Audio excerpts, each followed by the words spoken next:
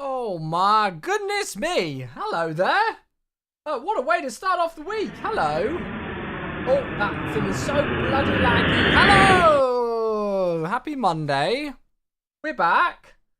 After a weekend of lovely weather, it's back to being a hermit again and spending all my hours in front of a computer. Hello all. Good to see you all. Welcome. I need to get some subs right from the very start. Let's see if I can get the alerts through. Echo, first sub of the week. Hello, my friend. Hello, all. How are we? Which sceneries are freeware? Both airport sceneries are freeware today. It's the first sub of the week. Echo, thank you, mate. Cheers, mate. Oh, lovely. Lovely. I hope it all goes well, Echo. Sorry that you got to go through something like that. But yes, I hope it goes all well. Thank you very much for the 55 months, my friend. Hope you're all right, buddy. Cheers, mate. Thank you. 50, that's a long time as well. First sub of the month. And then John. We've got John with a Twitch baby. It's a prime sub for 9 months. Hello there. Good to see you. Thank you very much for the 9. It's a Twitch baby. We love it. We love it. Thank you for the prime, mate. I hope you're doing well. No message with that one, but just the 9 months. And then Taz. Hello, Taz. With 300 bits to get a hype train kicked off. There we go. Hello. Thank you very much, Taz. 300 bits. Hello, everybody. Let's say some hellos. I think Lilo was the first person in today, which isn't an uncommon thing at all. So hello, Lilo. Hope you're well. Who else have we got here? New Spawns was also very quick to the mark. Kaio's here. Joey's here as well. Hello, friends. Aaron, how you doing?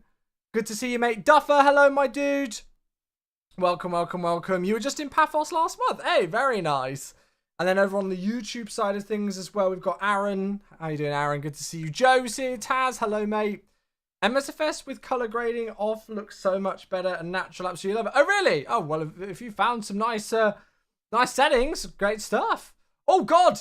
Hello, Echo. Oh, my goodness. Not only the first sub of the week, also the first gifted subs of the week and the first 5 bomb. It's all the 5s for Echo.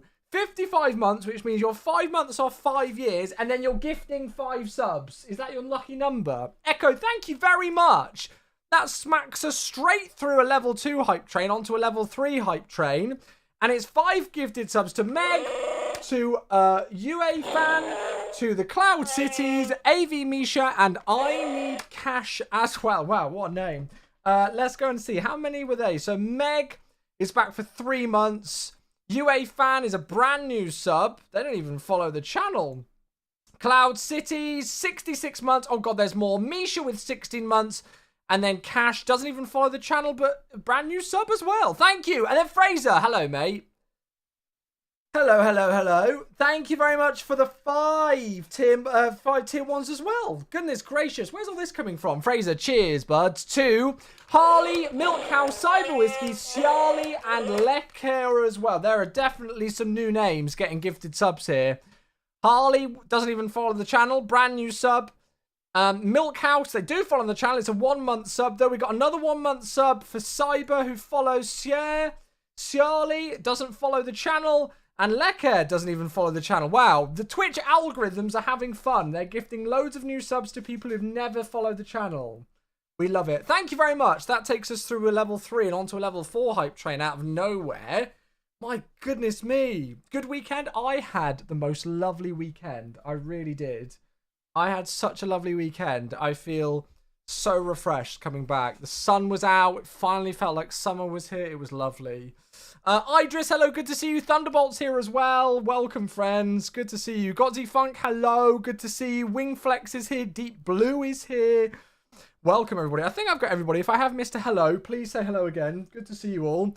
Thank you very much indeed to Echo for the huge support and to Fraser for the huge support as well. I don't know if anybody's put in any sub shakes and sub bombs in the chat, but I'm going to do so for the 10 gifters. Blooming heck. Heading to your night shift. We'll tune in if I can. Thomas, have a safe journey to work, my friend. No worries. Yeah, we should be live for a couple of hours this evening, so yeah. Well, good to see you all. I hope we're all well and had a nice weekend. I had a lovely weekend. I watched about 270 minutes of football in the garden yesterday and saw only 1 goal. But it was fine because the 1 goal was an Arsenal goal. So that was fine. And just had a bit of a chill day yesterday. And then Saturday we went to, well, if you folks follow me on Instagram or Twitter, you will have maybe seen it.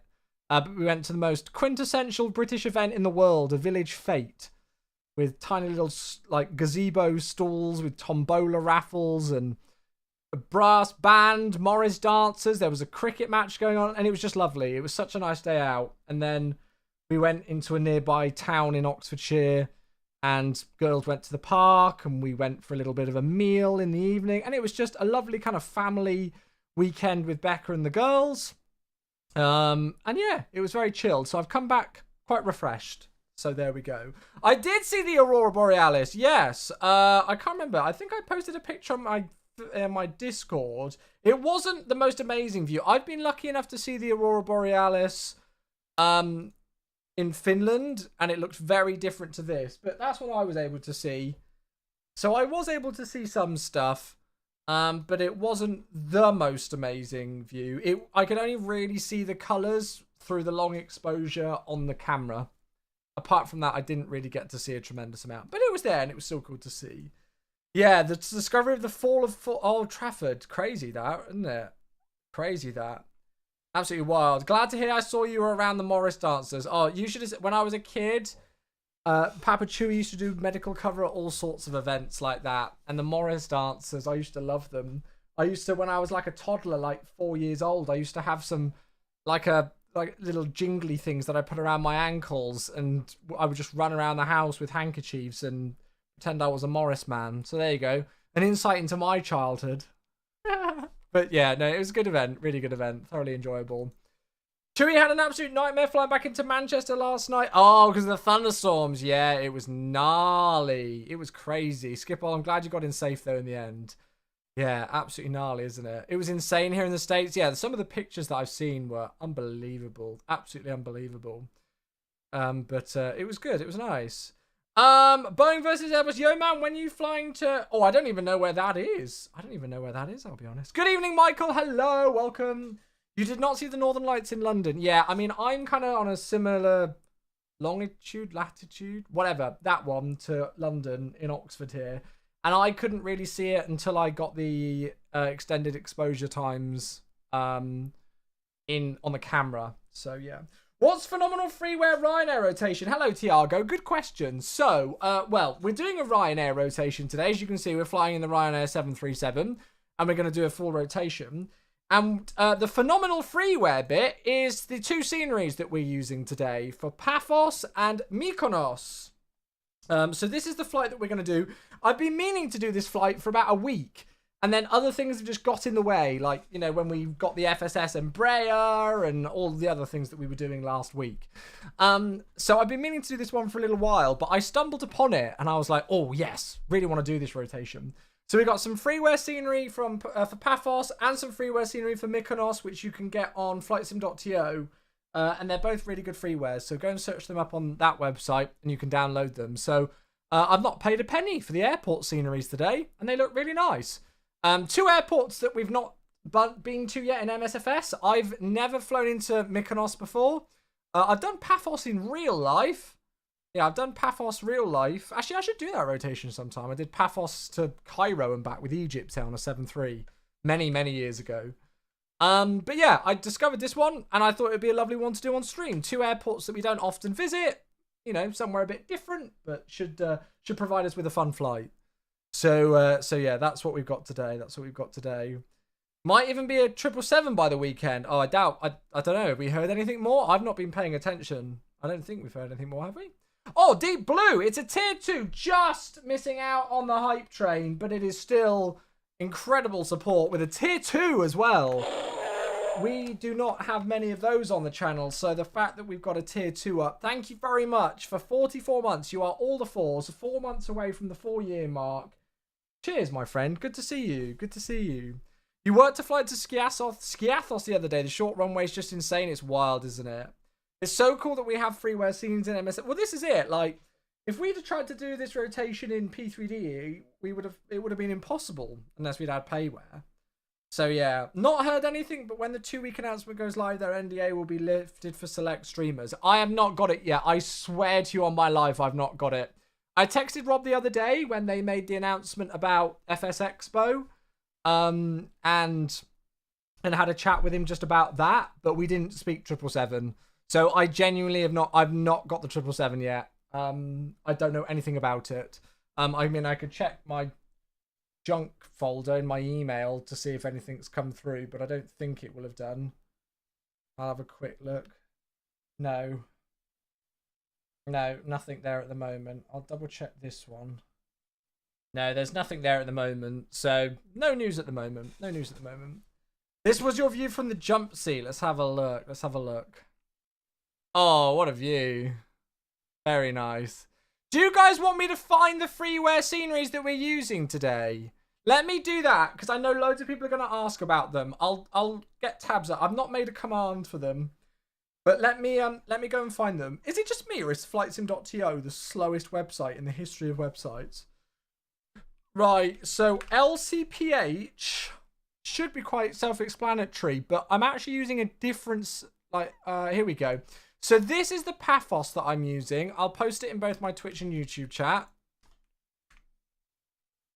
So there we go. So that's a link to the Paphos scenery. Now it does have some dependencies, so you will need to download some packs, but that's what I'm using for where we are right now. And then the Mykonos scenery is, I think it's in a Greek airport pack. I think it's like Greek airport pack 5 or something like that. Oh my god, it's so slow. It's unbelievable. So it's not this one here. Have I even... No. It's this one. This is the GSX profile for it. Here it is. So that first link is Paphos, and then this one is Mykonos. And it comes in like a package. Greek Airports Part 5. And there you go, LGMK. And there's a GSX profile for this one. So those are the two airport sceneries today, if you folks are interested in downloading them and replicating today's flight. But yeah, that's going to be the flight. It's about an hour and 15 minutes there. Should be a bit less on the way back. Let's get going, I guess. I won't lie. I was so tempted to fly the Embraer again. I don't know why. It's got like the hallmarks of an aircraft that I wouldn't enjoy flying too much, with the fact that it's got default navigation and pretty much default autopilot and stuff. But to be honest with you, like, I don't know, it was just nice flying something different. And I've been looking around at routes, and there's just so many good routes in the Embraer. So I think it's going to have to become like a normal thing that we fly quite regularly, I would have thought, on the stream. Good evening, More Dweller. How you doing? Glad to see FlightSim.po being a pain for everyone. Was a slog trying to get some liveries last night. Yeah, it's been super slow today, but yeah. Right, so here we are down on the ground. We are in Echo. Oh my god. What in the world's going on there? What in the world is going on there? Okay, fixed. What in the world happened there? I've got no idea. Echo India Delta Lima Yankee. This was the first 737-800 that was retrofitted with the split scimitar winglets for Ryanair. And I just thought we'd go with this one today because they usually operate this flight in a MAX, I think. And this is the closest that we've got. Wisconsin, hello. Good to see you. Welcome, welcome, welcome. And as I say, here's the scenery. And I mean, I'm not complaining about this for free. I think this is something that I'm kind of trying to do more and more often now. Like, I'm not always going for the payware option, especially for an airport that I'm not going to be visiting too often. I don't really want to be paying 20 quid a pop for an airport that I fly to once a year. Do you know what I mean? If we talk about return of investment, it's not really doing a great job there. So for places like Paphos or Mykonos, where, you know, we'll occasionally make the odd trip to, and, you know, and there's some decent freeware, then, you know, I'm going to use that instead. So this is what we've got. I'm hoping everything's working as it should be. The only thing is that I thought there was supposed to be like a tower and everything, but I can't seem to see it unless I'm blind. Oh, Svaney. Oh my goodness. 80 months. Yeah, I saw that there was like I think it's like a 29 Palms released by Aerosoft scenery for Mykonos, but I mean, how often am I going to fly there? Svaney, hello, my friend. Oh, there it is. It's there. Less than bloomin' 3 for a ridiculous 80 whole months. That is a crazy amount of time. Thank you, mate. I've realised that I've not got a sub goal up at the moment. Maybe we'll set one when we're airborne and stuff. But yeah. But I mean, the Freeware scenery's fine. You know, like, yeah, I could have got the 29 Palms scenery for Mykonos, but how often do I fly there? You know, might as well just get some nice Freeware and show that off today. So here we are. Thomas as well, 62 months. My goodness me. JBS, what are you doing? Oh, I see what you're doing. There we go. Thank you for 62 months. Welcome back, Prime Sub. Another one. 2 in a row. My goodness me. Folks, yeah, if you are going to join us today, we're definitely going to need some good spacing on the departures because there is a good chance of backtracks at Mykonos. We'll have to see. I might take a bit of extra fuel. I mean, to be fair, I reckon we can probably get off. Oh, maybe not. It's a 1,900 meter runway. But yeah, so just be aware if you are planning to fly with us, we're going to have to be really careful of that kind of thing. Right, let's go and get things going. I'm going to do the EFB first, just to get that in. And then we'll go and get the weights and balance and fueling and stuff done as well. So if I keep forgetting to plug in my CDU. I keep forgetting to do it. So let's do that, and then we'll set the payload to go and do GSX request boarding. And then I will also... Oh, hello. Yeah, that's fine. And then I will also go into here and get the fuel truck.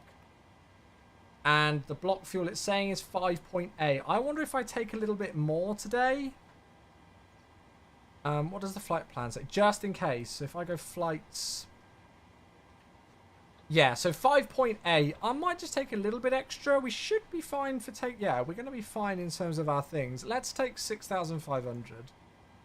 We'll take just a bit extra. And we'll get that going as well. Bats and memes on a Monday. Well, I hope we don't have bats and memes on a Monday. Okay, good. So that's fine. So we're just getting GSX kind of doing its thing. And then we're going initially prep the aircraft, and then we're going to have a look at the flight plan. So having a look on the overhead, there shouldn't be a tremendous amount that we need to do on here at the moment. Just for this exact second. No, that's fine. And then we can go and switch this across. I've put us 3 hours behind real time today, so there's a good chance that we might see a sunset a bit later, which I hope you guys don't mind. There we go, and the fuel truck's here, so we'll go and get fueling going as well. What stand? I'm on stand 5. I'm on stand 5 today. 122.8. 2,000 for the squawk. Gonna get the panel brightness up, turn the floods down. Good. Who minds a sunset? Yeah, well, I thought it might be quite nice to see one a little bit later. Good. Right. Let's have a looky at our flight plan. Checked out Beyond ATC yet? It does some really weird stuff with my microphone. We did one flight with it on release day, or near to release day, and the vectoring was pretty awful. And then I was going to try it again last week, but there was a major issue where it destroys my audio. I've seen people reporting it online as well, where the audio will not work properly and it'll destroy your audio setup in your PC. It's really weird. Heartfang, 68 months. 2 secs, Skip. I'll have a look in just a mo. Look, we've got a GSX profile here. 1 more month until nice sub months. That's the one. Thank you very much for 68 months. Goodness gracious, that's a long time. There we go. Look at all this. Look at all the passengers. They've got quite a distance to walk there, but I do like it. Looks good. Thank you very much. God, some of these sub lengths now are just ridiculous. I was having a look earlier on, and we've got people who are really close to triple figures, which is ridiculous. And yeah, 68 months. What's that? 5 years and 2/3? Oh my goodness. Right, is this your flight from the other day, Skip on? Fat Dan, hello, how are you? Oh, lovely holding. Man, I'm just glad you made it in safe. So you went all the way in, then held there once, twice. Then you went all the way out here to hold again. I'm assuming because there must have been a storm build up over the original holding point, and then you made your way in. Wow. Well, you got in safe, as I say. That's the most important thing. That is the most important thing. Right, so we've got fuel coming on board, and we're going for a bit of extra fuel. Absolutely fine. Have we had a look at the flight plan? No, we haven't. Let's go and do that. Let's go and have a quick peek at everything that we've got in store today. So we are FR5400 today with call sign, where is it? Ryanair 6 Echo Whiskey from Paphos to Mykonos in the 738 Echo India Delta Lima Yankee. Cost index 6. Zero fuel weight 56.4. Takeoff weight 62. Landing 58.8. It's going to be a bit more than that because we're taking a bit of extra fuel. So we'll just take note of that. Cruising flight level 380 today for an hour and 15 minutes flight time. That's going to take about 3 tons. We are going to take 6.5 though. Look at my lovely handwriting. Oh yes. There we go. That makes it abundantly clear. 6,500. We're expecting 29 for departure out via Genos. And then 34 for landing in via... Now it says PIDAX 1 Tango. It won't be that. It's just going to be the PIDAX transition onto the RNAV. So there's no star today. All right. So yeah, about an hour and 15 minutes there. We do have quite a strong headwind component. About 56 knot headwind. But then that'll mean a nice quick return, hopefully back to Paphos today. We are in LCPH, Lima Charlie Papa Hotel. Peter, thanks for the follow. Cheers, mate. Good evening. I'm flying from Manchester to Ibiza. Nice. Enjoy. Right. Let's go and have a looky at the weather. Actually, we can do that all on here, can't we? So, the winds at Paphos. The winds 310 degrees, 10 knots. Few clouds at 1800, scattered at 23. Temperature is 20. QNH 1010. Cool, good. The sim agrees. That's what we like. Oh my god, there's another one. JMed, it's 47 months. Another person super close to an anniversary on the stream. Thank you very much. JMed with a wild 47 months of Prime sub. Cheers. A Ryanair flight without lower zero fuel weight seems like blasphemy. The real life one went to 40,000, so they must have been light for that, but yeah. Cheers. Thank you very much, mate. 1 month away from a 4-year anniversary and still going strong for JMed. Do you ever fly the Mad Dog MD-80? I've got it. I've not flown it for a long time, though. I need to get back in it and learn it again. Right. Fueling should be complete. So we'll set that in. And then we will go and do the route manually because we're Ryanair. So LCPH to LGMK. So Ryanair don't do company routes. So yes. And hello there, Dudek. Thanks for the follow as well. Cheers for these follows, everybody. Coming in to start the week off. Good to see you all. Welcome, welcome. Hope you all had a nice weekend. Have I still got the sim brief thing? I think I took it off here, didn't I? Alright, well, I'll go and have a look at the flight plan and just drag it across on the other screen. So, we go out via Golf, Echo, November, Oscar, Sierra. Direct to Pedder. Direct to Aveno. And then on an upper mic 601. Upper mic 601 to Romeo Delta Sierra. And then the Upper Lima 995 to PIDAX. And that's it. So that's the departure. Activate, execute. Departures from 29. There's only the one option, so it's the Genos 1 Whiskey. And then arriving into Mykonos, it's the RNAV 34 via PIDAX. There it is. So that's our routing in. Not using the CDU? I forgot it again. Again. I keep forgetting it. I got some new hardware though, which I'm at the very latest I'm going to be able to show off to you guys on Wednesday. I've got an embargo that said the week of May 15th. I'm like, well, this week doesn't start on the 15th. It starts on the 13th. So I'm not showing it at the moment, just out of wanting to not break an embargo. But yes, from Wednesday onwards, I can do it at the very latest. Although I'm not here on Wednesday. Oh well. I'll do some things on social media. Right. So routing's good. Init ref, 0 fuel weights into there. Cost index with Ryanair a measly 6. Reserves today is 2. We'll round it up, 2.2. We're cruising at 38,000 feet, so we'll go and put that in there and stick that at the top. 38. Cruise winds today, 282 at 58. You're looking forward to the 777? I think we all are. No, it's not the PMDG. I said it's hardware. The PMDG is not hardware. No, not 558. We'd be here all day otherwise. And the transition altitude on departure today is 9,000 feet. We'll put that in as our initial climb as well, I think. Good. So our actual takeoff weight is 63 tons. And we were initially expecting it to be 62. So we've just got a ton on top.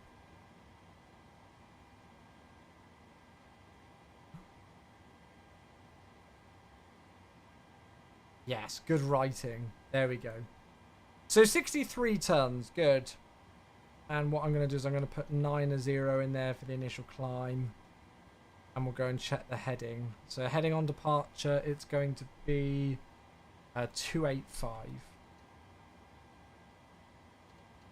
Good. On the Ryanair next to you, nice. Right. I'm going to go and get the APU started.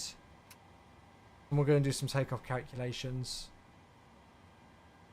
Which we need to do in the performance tool app. Here we go. So import from OFP. 29er. That's all correct. Import from aircraft. That 5. Rating optimum. Off. Yeah, 63. That's all correct. Import the weather. Calculate. So that's giving me flat 5, TO2, 33, 137, 137, and 144. Good. Anti-faff. So TO2, 33. 91's fine. Flat 5. And then those speeds are correct. 37, 37, and 44. And we're not going to be uplinking the winds today because we're Ryanair. They don't have any of that. Flight directors. Water break. Beautiful. Right, let's have a quick chat about the departure. So, now, how do they depart out of here? Do they actually... Oh, they actually... Looks like they actually go from the intersection. Should we see if I can get intersection performance figures so that we don't have to backtrack? So we can go from golf. 5 out of 5. Let's see if we can find it. So from golf, it's 2,743. Wait, no, that can't be right. No, it's 1,889. Let's put that in. See if we don't have to backtrack. 1889. Calculate. No way, that can't be right. There's no way that can be right.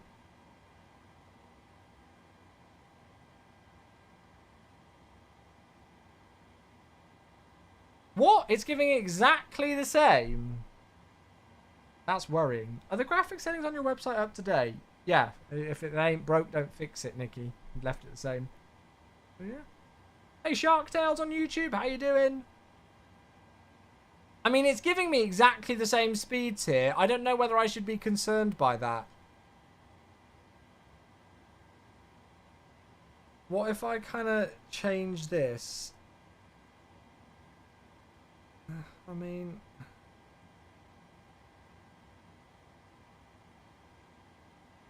Put a comma in it. Well, it's got it down here. Look, 1889. Yeah, I might do that though, you know. I know that sounds weird, but yeah. No, not full stop. Oh, that's weird. It won't actually let me do it. Alright, well, if it thinks this, if we go off the end of the runway, I'll send a text to Rob and ask him what the hell his takeoff calculations are doing. Right, so that's all fine then. I mean, we're probably light enough today, I guess, so If that's what it's got for us, that's what it's got for us. Good. Okay, so APU bleed can go on. We'll get a bit of air conditioning going in here. And then let's have a look then. So we're on stand 5. So we'll push back nose right onto Kilo. And then taxi to Golf. We're going on the Genos 1 Whiskey today. So it's straight out above 500 feet, a left turn to Nimsy, and then direct Genos above 4,000 feet. Pretty simple departure.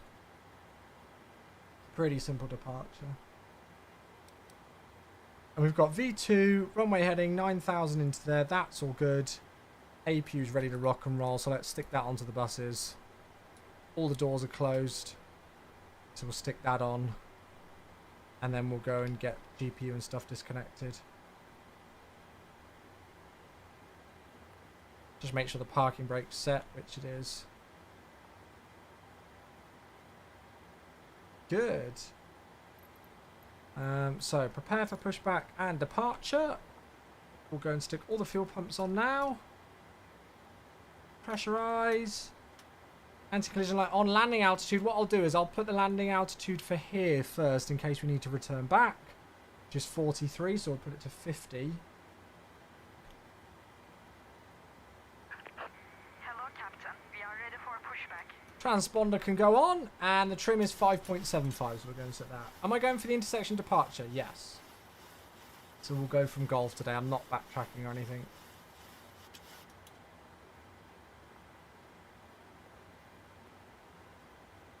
Right, we are pretty much good to go. Departure checks completed. Bypass pit inserted. Nice quick setup today. We'll get ourselves rocking and rolling out of Paphos to Mykonos quick. As I say, if you are flying with, please, please, please, please, please, can you give loads of spacing on departure? Because it's a 1900 meter runway and it's a backtrack. So please, for the love of God, can we not all group together? How you doing, Pilot Pro? Good to see you. Welcome. How was the weekend? Oh, it was a lovely weekend. Thanks for asking. I hope yours was good too.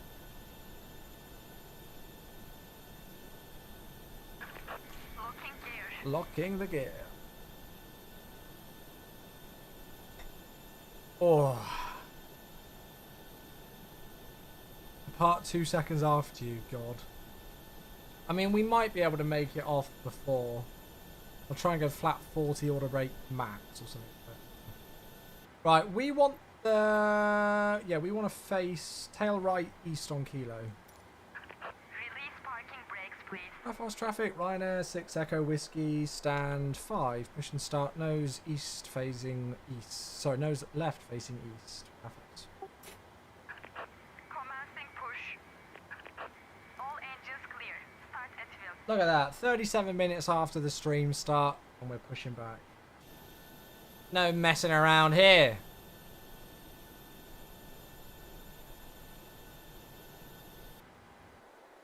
So there's a Ryanair over there, and then there's another Ryanair and an Easy over there as well. Oh, it's our twin. Echo India Delta Lima Yankees there on the left. It's our twin. Okay, we'll stick the engine page on the lower ICAS, packs off for engine start, ignition to the right, and then we'll start number 2.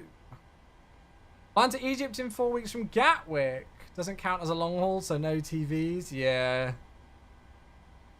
Were you able to see the Northern Lights? Not particularly well with the naked eye, but they were definitely visible through camera. So I got a couple of pictures.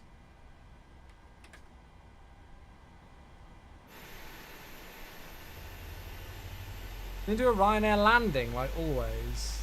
I hate that phrase so much. No such thing. Paphos traffic, easy 36 Mike Alpha, push it stand 2, facing towards the left, Paphos traffic.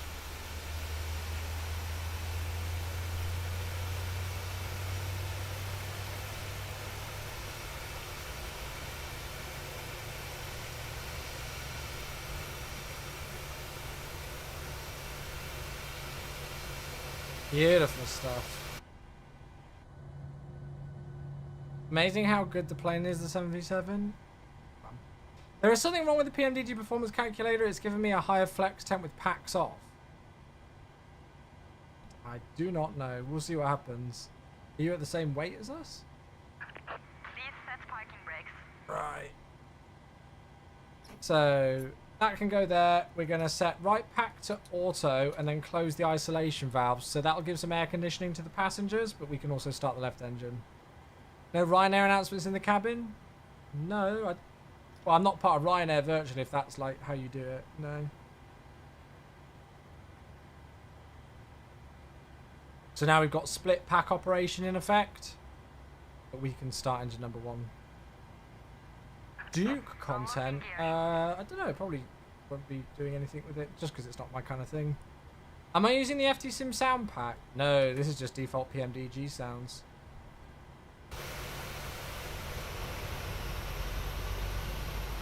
So we're going literally there.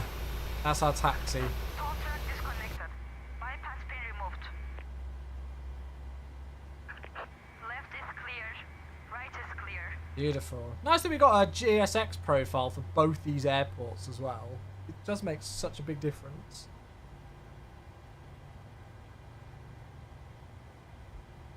It really does. Starter cutout number 1.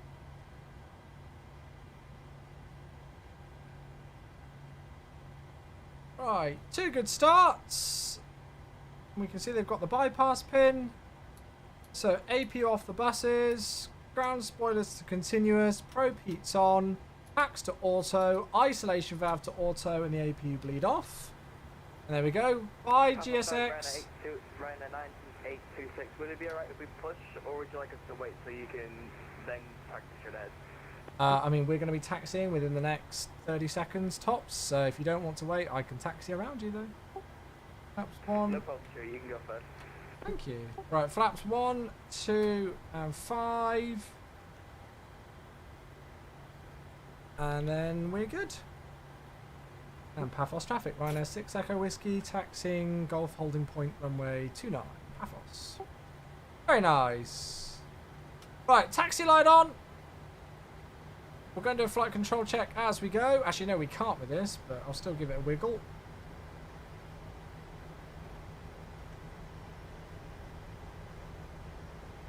Good. So which scenery is this, if I may ask? I will link them both to you. So here's the Paphos scenery, and here is the Mykonos scenery. There you go.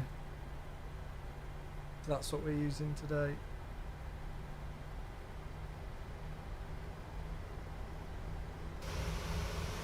Paphos traffic Ryanair 9826 behind the taxiing Ryanair looking back from stand 4, nose facing to the left.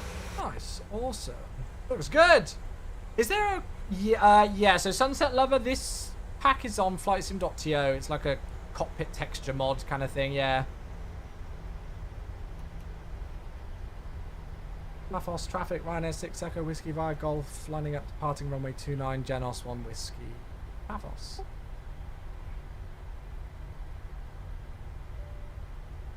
Give the cabin a call. So lights, strobes, TCAS, auto throttle. Pause the alerts.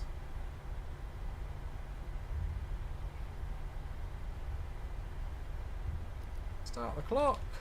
What I'll probably do is I'll probably set thrust with brakes on.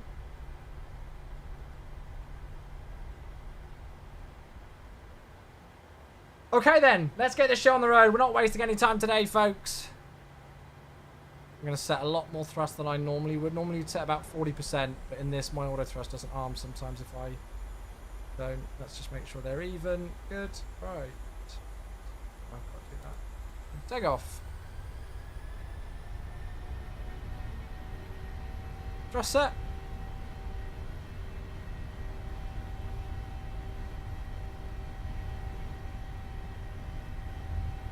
Checked. Paphos traffic EV36 Mike Alpha lining up for departure runway 29. Paphos traffic.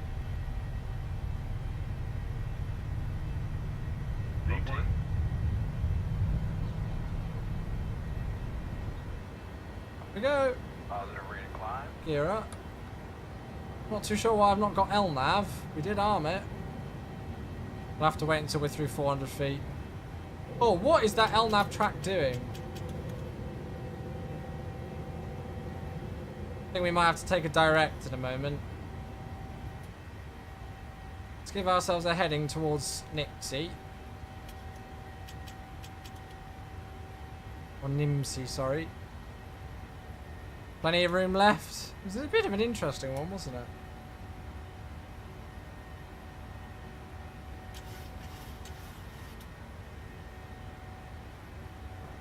Those can come down. And we're on our way. Beautiful. Okay, let's whack that in. Sorry that we're not getting much of a view on departure, but let's just get a direct to Nimsy in and then go LNAV.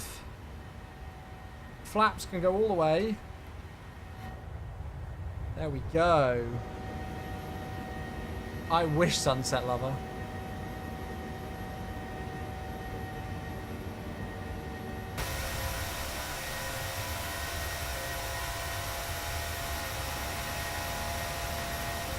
Stunning. Hey Alpaca, how you doing? What is Freeware Ryanair rotation? Maybe I should change the title because it doesn't seem my title's self-explanatory. So both airport sceneries that we're using today are Freeware, really good Freeware sceneries.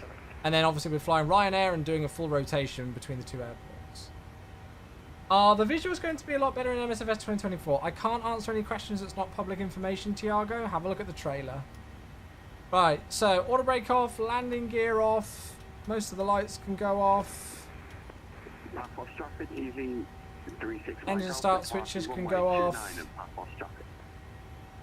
And then we'll swing ourselves all the way up to 38,000 today.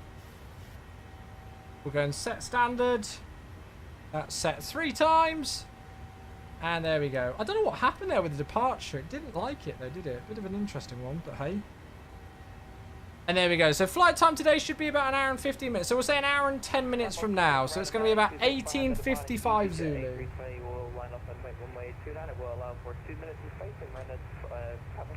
18:55 Zulu is going to be our ETA. And there we go. There's the airport behind us.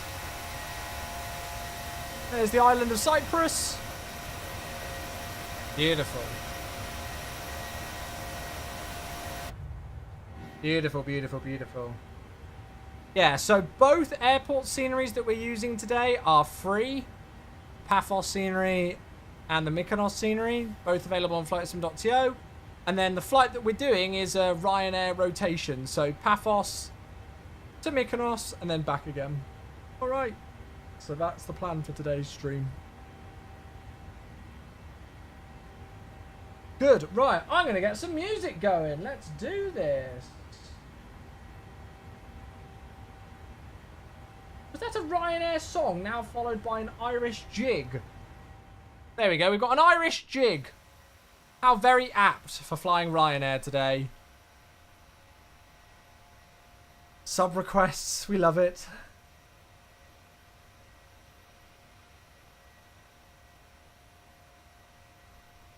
Beautiful. So, streaming schedule for this week. 4-day normal streaming schedule this week, folks. So nothing in particular going on this week. So, yeah, normal stream tomorrow on Tuesday. And then on Thursday and Friday as well. I'll have some new hardware to show off on Thursday's stream.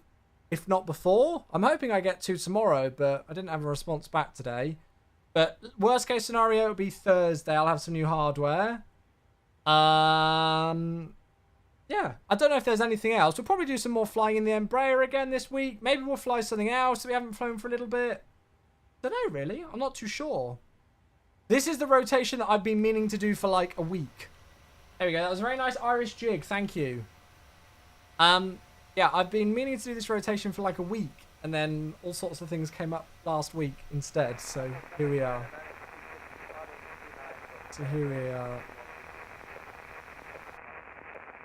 Right.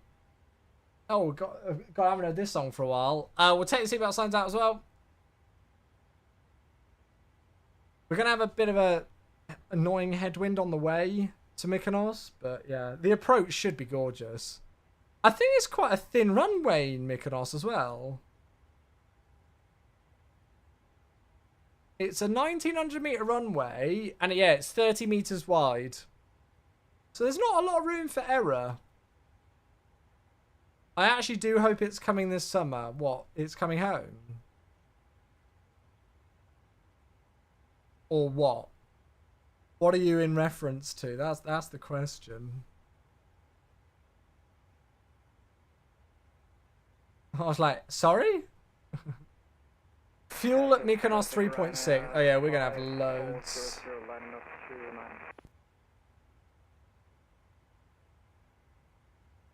30 years of hurt.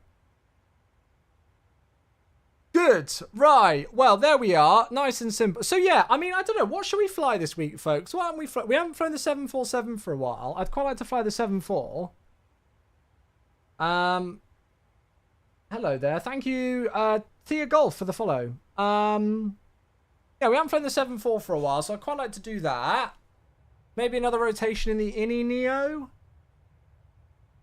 And probably, honestly, something in the Embraer again. I did really enjoy it, actually. Yeah, I saw Incarnate. CRJ? I actually don't own the CRJ, which I know sounds weird, but basically, I used to have it on my old MSFS, which I used to have through the MS store, and then I switched to Steam, and all of my marketplace purchases got lost. And I never got the CRJ again. So I'd have to purchase them again. And I don't really know if I want to do that. Yeah, we could do the Mad Dog. I've not flown the Mad Dog for a while, and the problem with the Mad Dog is that it is an absolute faff, I think, with the software. I'm not a big fan of the Leonardo Mad Dog software. I always, like, when I don't fly it for a while, I always forget what I need to do with it. I found an interesting one. I think the EFB takeoff figures is not correct. I was comparing with a Freeware calculator, LIR from a 25 takeoff weight 63 tons, 137, 137, flex 68, Freeware 147, 147. Yeah, I don't know, Lilo. I honestly don't know. I should have compared it with like Top Cat and stuff, but hey. I should have texted my friends who fly the 737 and ask if they can do a takeoff calculation for me. So there we go. We're already heading kind of like westbound, northwestbound. And we're pretty much going to be in a straight line all the way there now. And it's just this gnarly headwind, but it's fine. We'll just monitor how we're doing in terms of ground speed with the other guys behind us, because we're leading the pack. So even though obviously Ryanair have that cost index of 6, I'd rather speed up and just make sure that our spacing's really good. So, yeah. We should be fine. I'm sure we'll be good. Right, let me just check my text.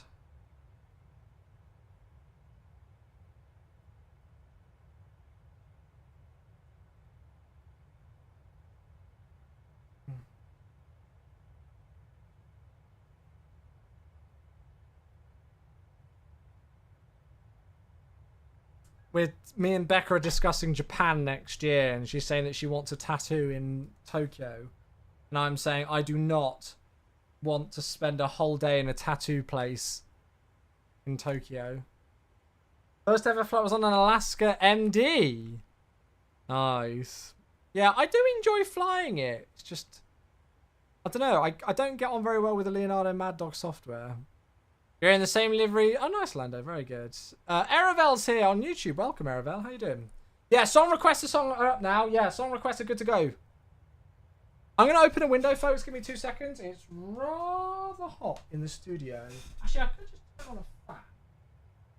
Yeah, I'll turn on the fan for a bit and see if that's... Japan is amazing, mate. Don't waste it in a parlour. Well, that was it. So we went to London a few months ago when a couple of colleagues from MSFS came over to London. And my boss, actually, and Becca, spent an entire day in a tattoo parlour. Literally the entire day. And I sat there for about 5 hours of it, bored out of my mind. And I was like, this has been the biggest waste of a day for me. They had a great time because they got awesome new tattoos. But I just sat there like an idiot. So she's just texted to... Because I've joined a few Facebook groups for like Star Wars Celebration in Japan. Just to ask for some like local tips about, you know, Tokyo and, you know, travel tips as you kind of do. And so Becca's joined the same ones, and now she's like texting me like, oh my gosh, I need to get a tattoo in Tokyo. I'm like, oh. So yeah, where's Timmy today? I don't know, mate. Somewhere in the house. I'm now flying from Japan to Hong Kong internationally in the Horizon 7A. Nice. Maybe I should do some Japan hops today. I'm probably going to be flying into Tokyo Haneda. So maybe I should do a flight out of Haneda.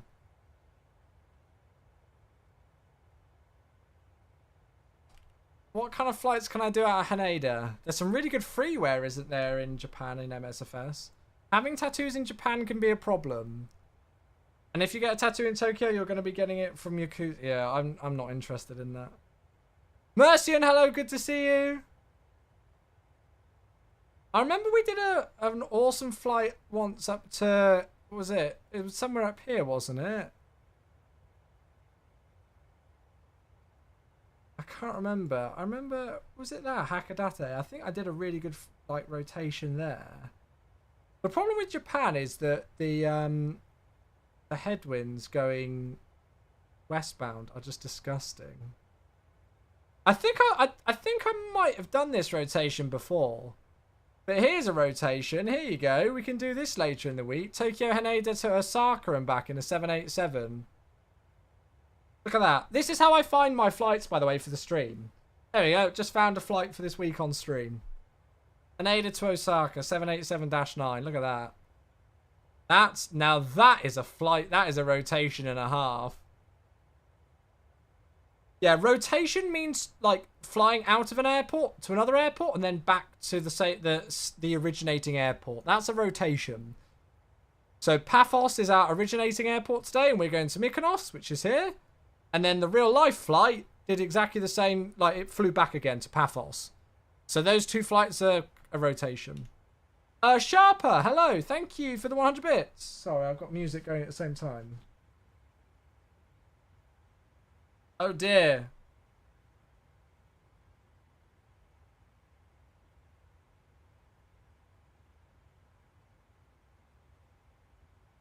Yeah, it's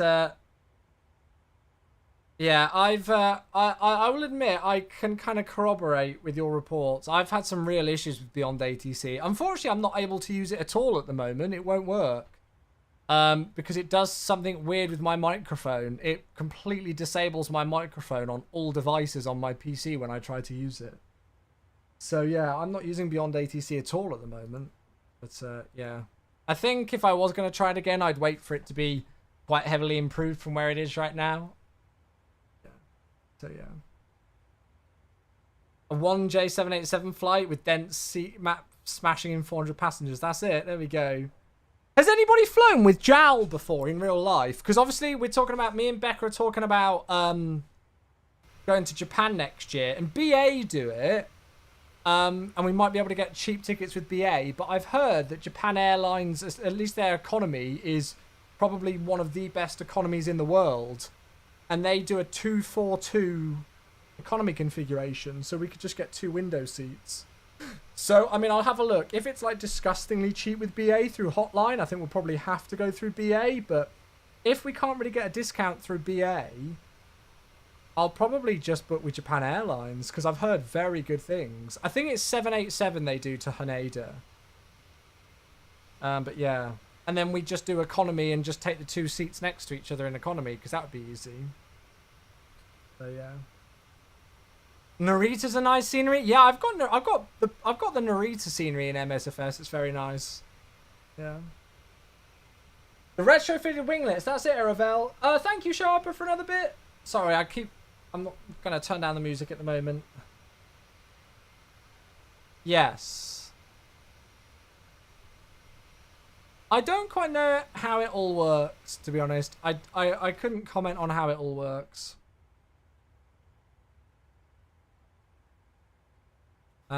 Goofy, hello mate, good to see you. Thank you very much, Sharper. Cheers again for the cheer. Oh god, we've got even more. Guys, I'm not going to turn the music down on these cheers just because it's a faff with volumes every time. Thank you, JBS. instead of Kansai. Are there any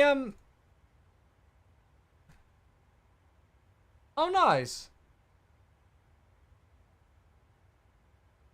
BA code. Yeah, I don't know if we can do BA code share stuff through Hotline. I could try and ask, but I don't know if that's how it works. I'll have to see. Is there any scenery for Itami? I don't know if there's any scenery for that. Otherwise, I could give it a go. Thank you, mate. Cheers, cheers, cheers, cheers, cheers. Thank you, thank you, thank you. I think the only thing... I mean, like...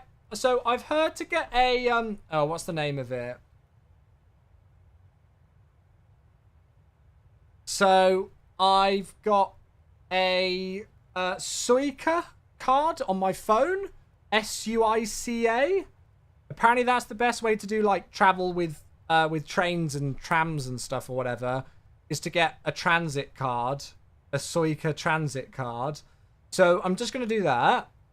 And then we've got hotel booked, and we've got the tickets for the event booked. So I've not booked flights yet. And then the only other thing is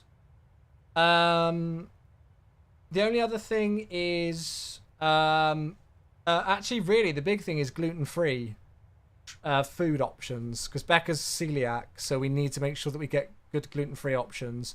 But somebody on a Facebook group that we've joined said that apparently it's really easy to do, to get like allergy cards that you can give to staff at restaurants.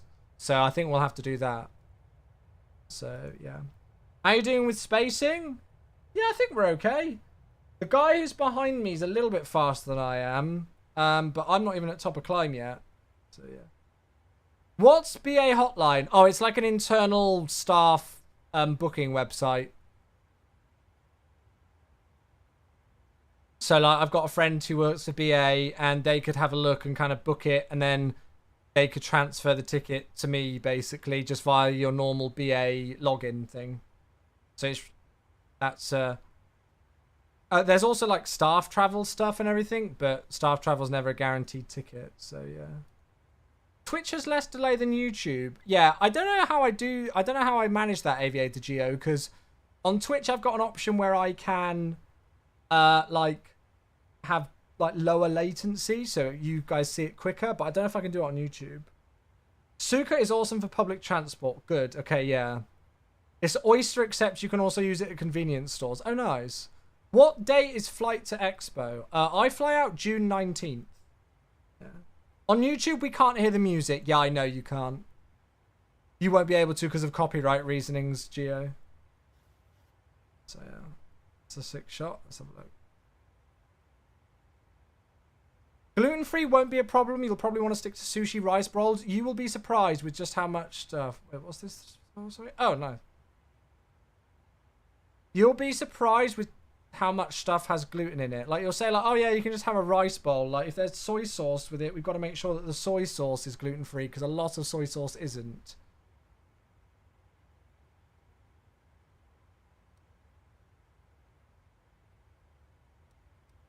So, I think what we'll have to do is just... We'll have to make sure that we can find out stuff well in advance. So, yeah. Oh, is it good, Error? Nice, yeah. Everything has gluten? Yeah, like, like pork sausages, most of the time they have gluten in. You know, it's crazy. Becca has to be so careful with it. So, that's, like, the big thing for whenever we... But to be fair, it's the same. We're going to Vegas next month. And, like, we need to make sure that we're, you know, good for that. You know, that, you know, we've got plenty of food options for Becca in America. Luckily, you know, like, it's English. But Japan will be a different thing altogether. So, yeah. Read the labels before you buy anything. Well, yeah, we do that anyway with everything. But the problem's going to really be that it's going to be in Japanese, right? We'll be fine, I'm sure. But we'll just prep well in advance. So, yeah. What's that, Pilot Bro? I don't even know what that is. When are you going to Japan and coming back? I can have a quick look on BA Hotline for your flights. I don't think you'll find anything. I looked on Google Flights and it's not even booking the dates yet. It's April next year. I can't remember what dates I've booked. What dates have I booked? Somebody's in the mood for a bit of Pirates of the Caribbean today. I have booked a hotel. Well, it would be the 13th of April to the 20th of April. So Sunday 13th to Sunday 20th of April 2025. Google Flights weren't booking that far in advance when I looked earlier. But yeah. What will I do in Japan? Star Wars celebration. Yeah, I'm a nerd. Judge me. I'm a bit of a Star Wars nerd, as you can see. So, yeah. I mean, I really wanted to go to it, but I didn't know if I'd get away with it. And then Becca messaged me on the day that tickets came out and said, oh, hey, have you seen tickets have come out? So, that was that. Right, I'm just going to check spacing. Yeah, I think we should be fine. What I will do is I will just, well, I'm just going to speed intervene us to 0.79 just to play it safe with the guys behind. Ryanair 6. And then this. Easy 36 Mike Alpha. I've just noticed the spacing. I've slowed down to Mark decimal 75 for you. Easy 36 Mike Alpha. I think you should be absolutely fine. If you stick at Mark 0.78 or 77 and just make sure that you're good with the person behind you, I'm at 7.9, so it shouldn't be a problem, and I'll keep the speed up in the descent. So let's go 79/280. No problem, thank you. Cool. So the only thing is that obviously if the person behind me slows down to 0.75, the person who's behind them is going to have to slow down below 7.5 and then so on and so forth. So if I just increase mine a bit, that should help. 13th to the 20th, Crooks. 13th to the 20th. I heard that Japan's a wonderful country. Yeah, I've always wanted to go. You tried the new Neo last night? I actually prefer it to the fly-by-wire. Hey, Luke, that's really great feedback. I'm glad you're enjoying it, mate. Glad you're enjoying it. I had a really good discussion earlier on with some people on the MSFS forums, actually, about the Neo. Because there's quite a lot of people who are saying that the A320 Neo in MSFS, the new one, like they float it on landing loads and that it's too floaty. And I'm like, no, you're just over-flaring. The A320 Neo in real life does not require a tremendous amount of flare. I've got a friend who used to fly it who's shown me a video of him literally flaring at about 7 feet when he was doing a ferry flight and the aircraft was empty.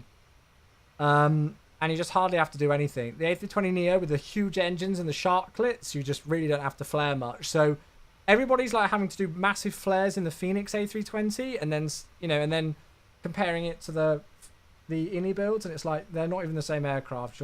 They fly totally different in real life, let alone in the sim when they're developed by two different companies. So yeah, interesting conversations. Everyone feels that it was the best trap we've ever done and had travelled lots of fun. Yeah, so the plan is to, so we'll leave England on the Sunday to then land on Monday, and then we'll have Monday to kind of get into the time zone, all of Tuesday free, all of Wednesday, all of Thursday free. Then Friday and Saturday will be Star Wars celebration. And then Sunday we'll have the morning and then fly home like Sunday afternoon to obviously arrive back on Sunday as well into England. So that's kind of our plan at the moment. Well, that's what I've booked hotel dates anyway. I booked hotel dates Monday to Sunday because obviously if we fly out on the Monday, we would actually land the next day on Tuesday. So we need to fly out on Sunday to land on the Monday in Tokyo. So yeah, I use this flight shows all the airlines that are booking for that day. Oh really? Oh my god, Malaysian. Maybe not. Yeah, I was gonna say, yeah, I thought it would be too early. When I looked on Google Flights, there was nothing for it yet. Yeah, I mean, all of this are really weird, obscure routes. The best thing to do, I find, is Google Flights. I'd recommend taking the train or coach out to Lake Kawaguchi on a day when it's clear outside. Beautiful views of Fuji. Yeah, I really want to do something to Mount Fuji to go and see it. I think that would be beautiful. Why did you choose Ryanair? Because I wanted to fly Ryanair.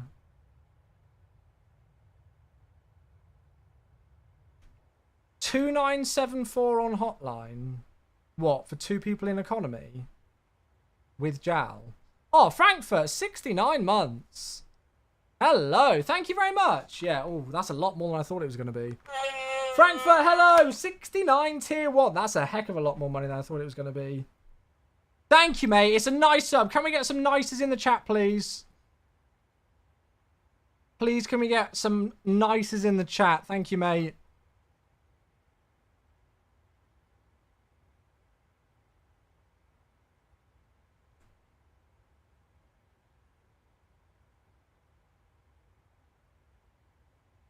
Sorry, I'm just texting Becca that price because that's absurd. Still way out though. Wait until a sale and book then. Yeah, I mean, I've got free cancellation on the hotel and the tickets to the actual event itself weren't much. So, you know, like, if we need to cancel the trip for whatever reason, you know, we can do it. So, yeah. You need to book your next flight to Japan to see the wife's family. Yeah. We've never been. We've always wanted to go, and this would be like a great excuse to go. But $3,000 for flights is definitely out of budget. JAL is nice economy seats. Yeah, oh, absolutely. Like this is what I was speaking about earlier. Like, JAL would be great. Thank you, Frankfurt, again. 69 months. Sorry, mate.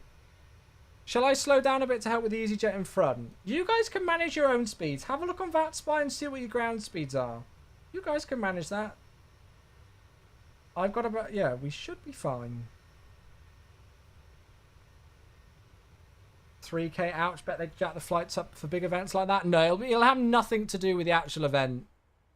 BA don't do anything like that unless it's like a really crazy special event. Otherwise, they'd be doing it for every single event ever in the history of anything. And if they did that for every single event, then their prices would never be normal. It's just very expensive to fly to Japan. So, yeah. It's not even a holiday there right now. I don't know what I saw on... I mean, the thing is that I looked on Google Flights.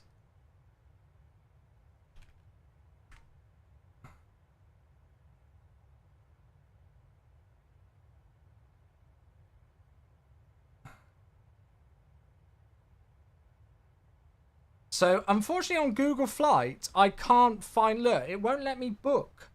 I want to book from the 13th to the 20th, but I can't. It's really annoying. So, I mean, I have to look for these kind of dates. Wait, how is it $3,000 on there, but I'm finding it... Let me see, what is it? I'm finding it... it's still a lot, but... Al Nippon, 777.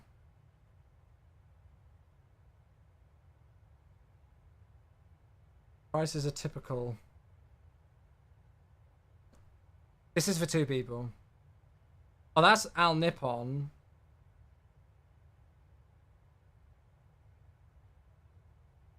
That's JAL. I'd really like to fly with JAL. I reckon they'd be great. They go T3 as well, don't they, at Heathrow?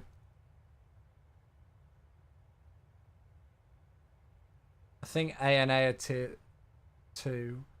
With stops, it's around 600 per person. With direct, it's about on Sky scanner. Yeah, I mean, I've not had a look at with stops. If I can help on a flight of this length, if I can help not taking a stop, I will do. Here we go. Should we go with Scandinavian on their A350 and spend 13 hours in Copenhagen? What's the point? What is the point? Da-da-da-da.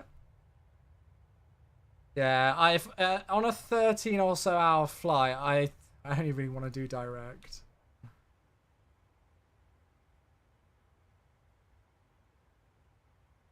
Only downside I had with JAL was due to the catering issues. Both main meals were fish. Oh, really? Yeah. Oh, shoot. I just realized, how long have we got until top of descent? 104.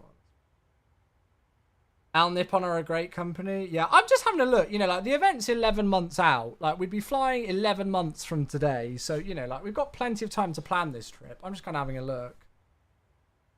2,811 total is the cheapest for our dates at the moment with Japan Airlines. Yeah, so it's about the same price as what people are finding on Hotline. Interesting. Right, we won't have an ILS frequency today because we're landing RMP. So we're going to lose 0.9, so it's going to be 60 tons for our landing rate. So I'm going to do flat 40, 135. I hate landing flat 40 in this thing, but I don't care because we want to get off. And then we're going to order rate max as well because we want to try and get off without backtracking. BA is 2840. Yeah, I mean, we might be able to find different prices with Hotline nearer the time. Budget Air. That sounds terrifying. budgetair.co.uk. Why does that sound terrifying? Right, airport elevation is 400.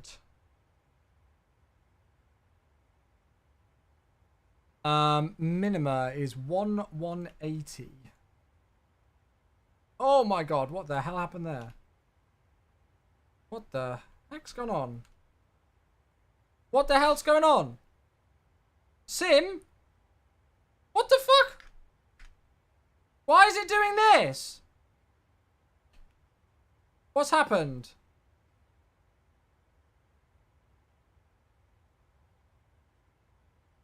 What's it done? Is it paused?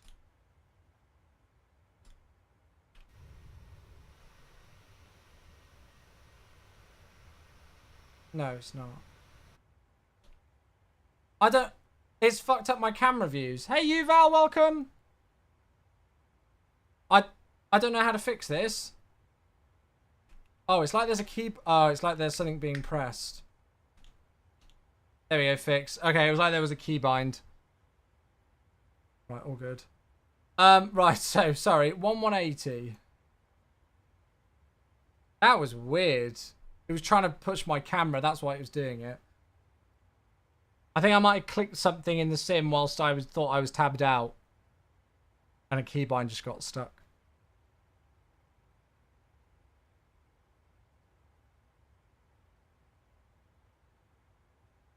Who requested this song? Right, 1180 into there. Let's actually have a look on the weather on here. So QNH is 1015. Wind straight down the runway, pretty much at 9 knots. Good. That's what we like to hear. So we got auto brake max, elevations in, barometer in, QNH is in, the approach is in. And then transition level, we'll just say 70. Did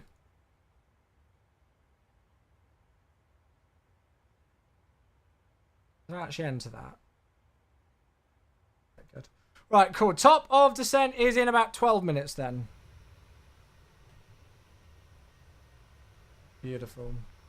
We can do a stopover in China. No, I don't. I want to fly direct. You have this game too? Nice. Hey, Gigliotti, how you doing? Good to see you. Welcome, welcome. It's a 2-hour stay and 3 on the way back in Shanghai. No, I do not want to do that. Don't make a faff.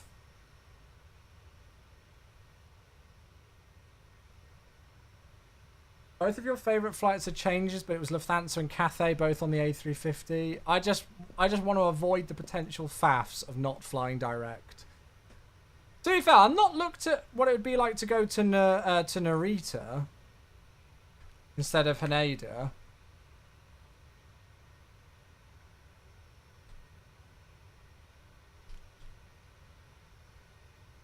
Again, for some reason on here, I can't find far enough on Google Flights. So let me just have a quick look on here.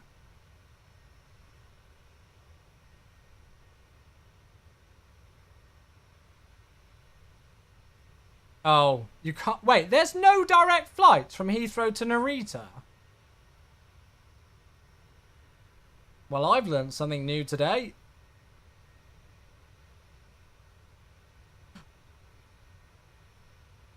I have a thought. Looking on Latin VFR forums, they keep saying there's an avionics update coming. The A340 was released. Do you think they're waiting for A320 V2 and taking out those systems? I don't know, mate. It'd be good if they did, though. I wouldn't complain. What time is it in your sim? I'm like 3 hours behind real time, I think. Yeah, 3 hours behind real time. Narita's a lot more regional. Ah, okay. Flying to Osaka? Oh, no. Osaka's ages away. I don't want to do like a 13-hour flight and then still be a couple of hours by train from my final destination. Screw that.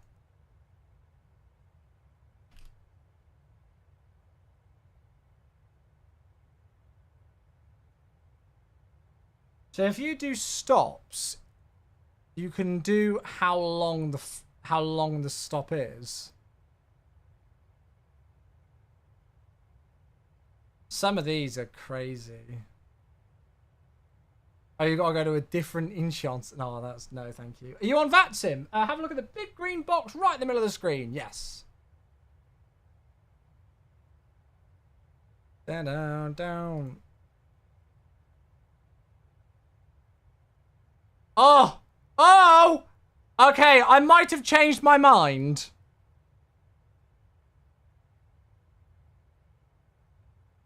Although I've not heard good things about Lufty 747s, but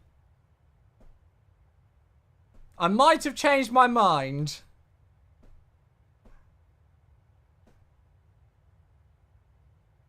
Da, da, da. You've never been on a 747. The cabins are dated. Yeah, I've not heard good things. That would be one hell of a trip, though. God. How long's that? Wait, what? How many hours? 17 hours and 20 minutes. Instead of just flying direct. Ugh.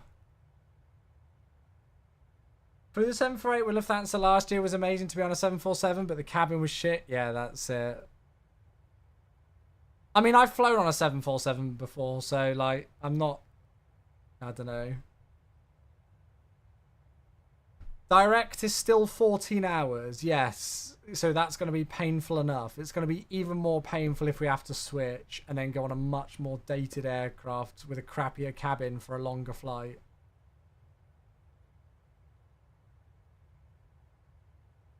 Are you forgetting I exist? Never, darling, never. I haven't been on a 7-4. Yeah, but we can... Oh, I don't know.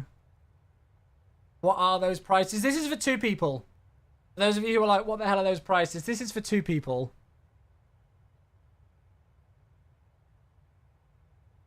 Yeah, this is for 2 people. Oh, just look at this. This would be so much better. So this is 13 hours, 35 minutes, but that's like, you know, like that's with taxi and everything. The flight time will be less than that. JAL 787. Babe, with JAL, with Japan Airlines, the seat configuration is 242. So instead of like having, you know, like normal economy, especially when we go to Vegas, it's going to be 343. So we'll have another random person next to us. But with Japan Airlines, we can just have the 2 seats next to the window. Even in economy. And apparently their economy is the best in the world. Someone to make friends with. You say if you say so, darling. 343 is grim. Yeah, I'm not looking forward to Vegas. I'm so tempted to splash cash to upgrade us to premium economy. But, well, if we're going to Tokyo now, I certainly won't be able to. Getting to relax in another airport in between flights is nice. I'd much rather be relaxing in my hotel 4 hours earlier, though. See my logic? I'll talk to anyone. Yes, darling, but that doesn't mean they'll talk to you.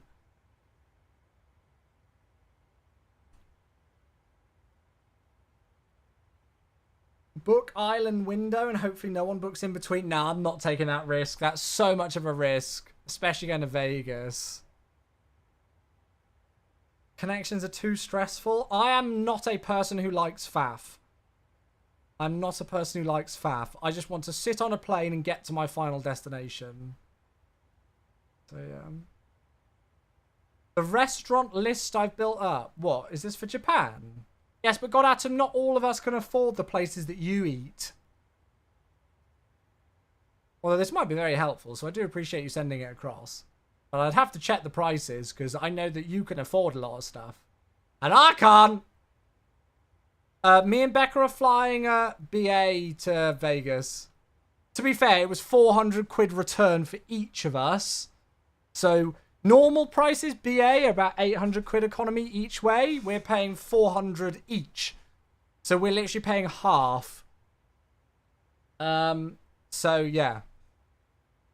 So I will happily sit there in a 343 config 777 out of Gatwick and just grin and bear it to go to Vegas next month when I know that it's only costing me 800 quid total. How come you're paying half? BA hotline. You have to know the right people sometimes. It's not what you know, it's who you know. It's one of those examples. Right, I'm just going to reset MCP out, folks. Eating out of Japan is pretty good. Yeah, so we were speaking about this earlier on. So our big concern with eating in Japan is that Becca is celiac, so she has to be gluten-free. Apparently, somebody on this... We've joined like a Star Wars Celebration Facebook page, and somebody said that there's like an allergy card that you can give to people. So we can go into a restaurant, show them this allergy card, and they should understand that Becca can't have anything with gluten in. Luckily, Becca is not a fussy eater at all. It's just that she can't have gluten. And the first thing that I did before I even booked a hotel, I booked the tickets for Star Wars Celebration, and the next thing that I did was go and have a look on Google Translate for the Japanese wording of gluten-free. So there we are.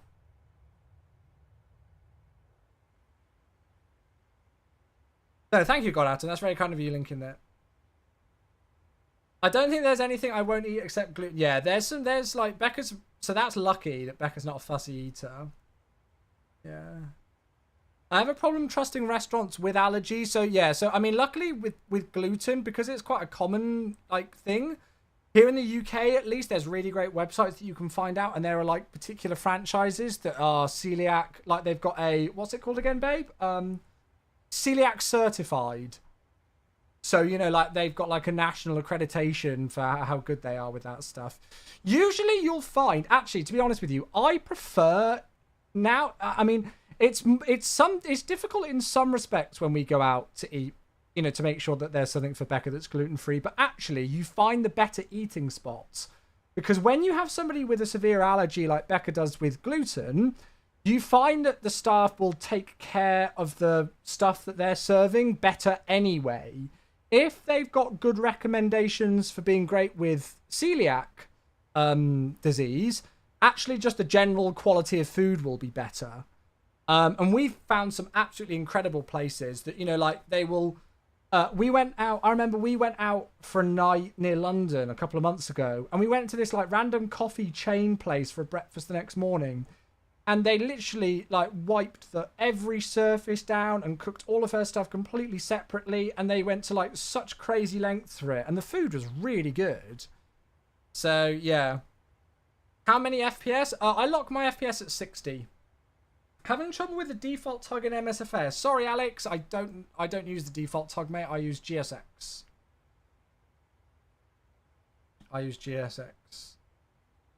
Oh, we got a sub. It's Birkin with a prime for 2 months. Hello, mate. Thank you very much. Cheers, my dude. It's another sub. Gosh, look at these views. Birkin, you're a legend. Love you, mate. Thank you very much indeed. So this is Rhodes, by the way, everybody, that we're just flying over. I've not been to Rhodes in the sim for ages. But that's Rhodes down there.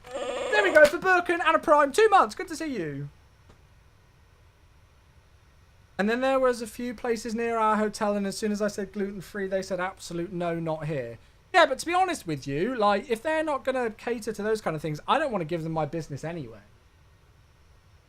You know, like, the amount of places that we go to now who are really accommodating towards gluten-free stuff, even if they don't have a gluten-free menu, they'll usually adapt dishes and be really great with it. So... I don't want to give places that aren't helpful for those kind of things my money anyway. Because if they're not helpful with a gluten allergy, which is pretty common, then, you know, I don't know. What are they going to be like for some other people? Anyway.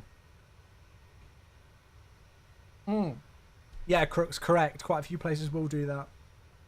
How are you tonight? Josh, very well. Quick question in regard to MSFS. Which model matching is the best for MSFS?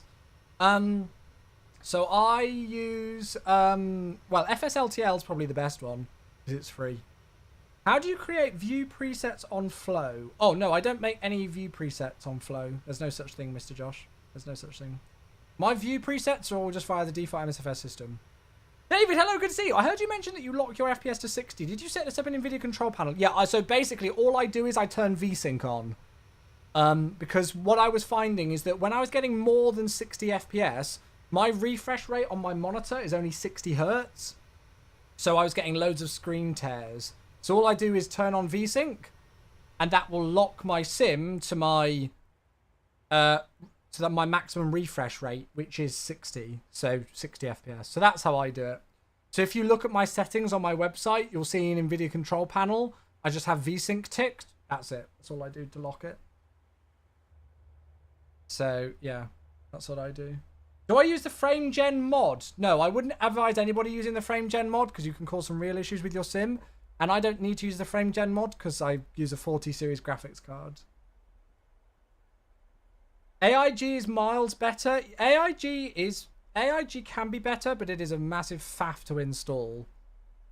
I was reading another thread on the MSF forums earlier on, and there were people moaning about the current SU15 build, beta build, saying that as soon as they logged on and saw FSLTL traffic, they were losing FPS. And I'm like, yes, did you test that on other builds? Because that's normal. Some of the FSLTL is great for what it is, but unfortunately, it's horribly optimized. There are like 4K and 8K textured liveries in FSLTL. So imagine having your aircraft with an 8K paint on it at a Payware airport and then logging onto VATSIM and seeing 10 other aircraft all with 4K and 8K texture res. Of course you're going to see an FPS detriment on that. That goes pretty self-explanatory. There is a software that you can do. It's a bit of a faff to run, but it's very, very good, which is an AI texture optimizer. Let me link it to you guys. This is amazing. You have to have a little bit of knowledge on how to use command prompts and things, but I'll link it to both of you on... FSU IPC isn't working till SU15 gets released. I use FSU IPC. I'm using FSU IPC right now in Sim Update 15. Well, I use it to connect to my stream PC anyway. I thought it was max from the winglets. No, so you do get some 737-800s that have the split scimitars. This is one of them. This was the first Ryanair aircraft. This aircraft here, Echo India Delta Lima Yankee. First 737-800 for Ryanair that got these winglets. But yeah, lots of people get tripped up on that one. I tried to use that, but it never worked. It will work if you just take a bit of time to make sure that you get it correct. Yeah, if you take some time to make sure that you're doing it correct. I've done it. It like I can't remember what my specific values were, but it reduced my FSLTL install size by, oh, what about 15 gigabytes? So yeah. Would love a video tutorial on how to use it. Yeah, I mean, I think the thing that people get tripped up, or at least the thing that I got tripped up on with it was the command prompt and getting this to go to the right hard drive. That's what I got stuck on.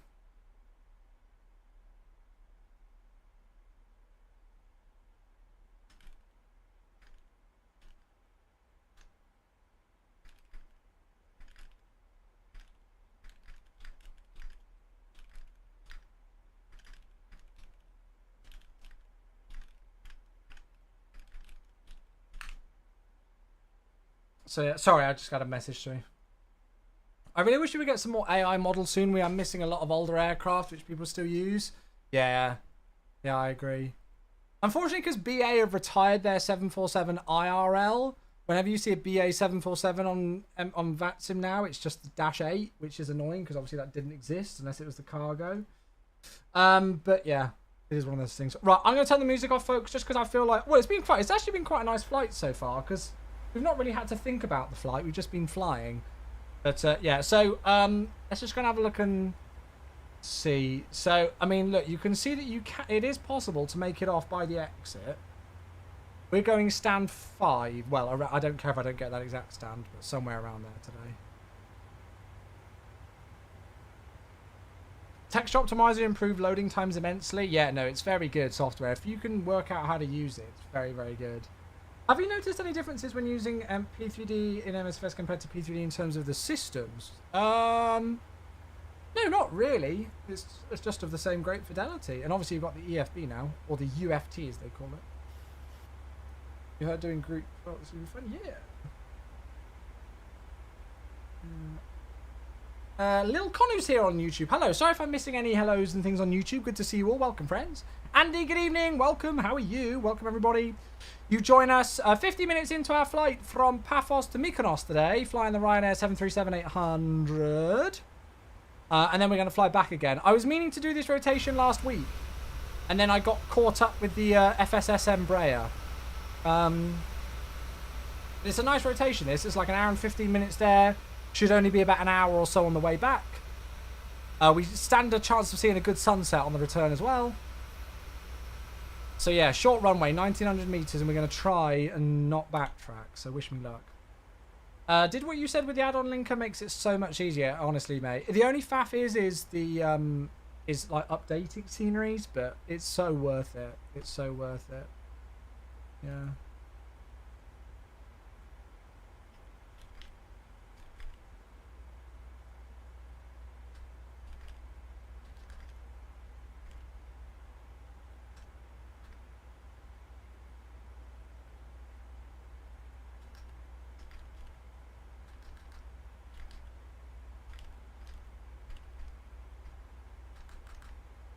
Sorry, chat.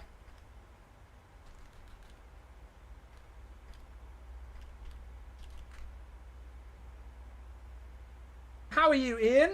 You didn't stream today, did you, Ian? Were you out karting again? I've seen your pictures on Instagram and stuff.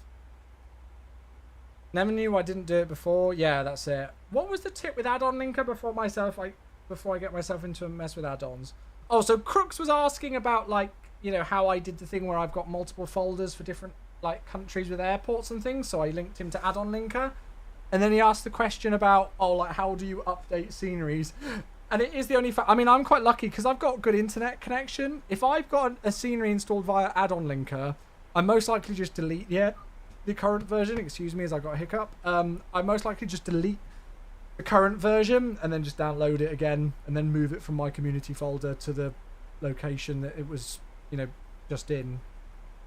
So say if I've got version 1.0 of a scenery and I've got it in a custom folder location and then version 1.1 comes out for that scenery, I'll delete the folder from the custom scenery location, download the update, which then obviously normally goes into the community folder, and then just drag that file across to the custom one.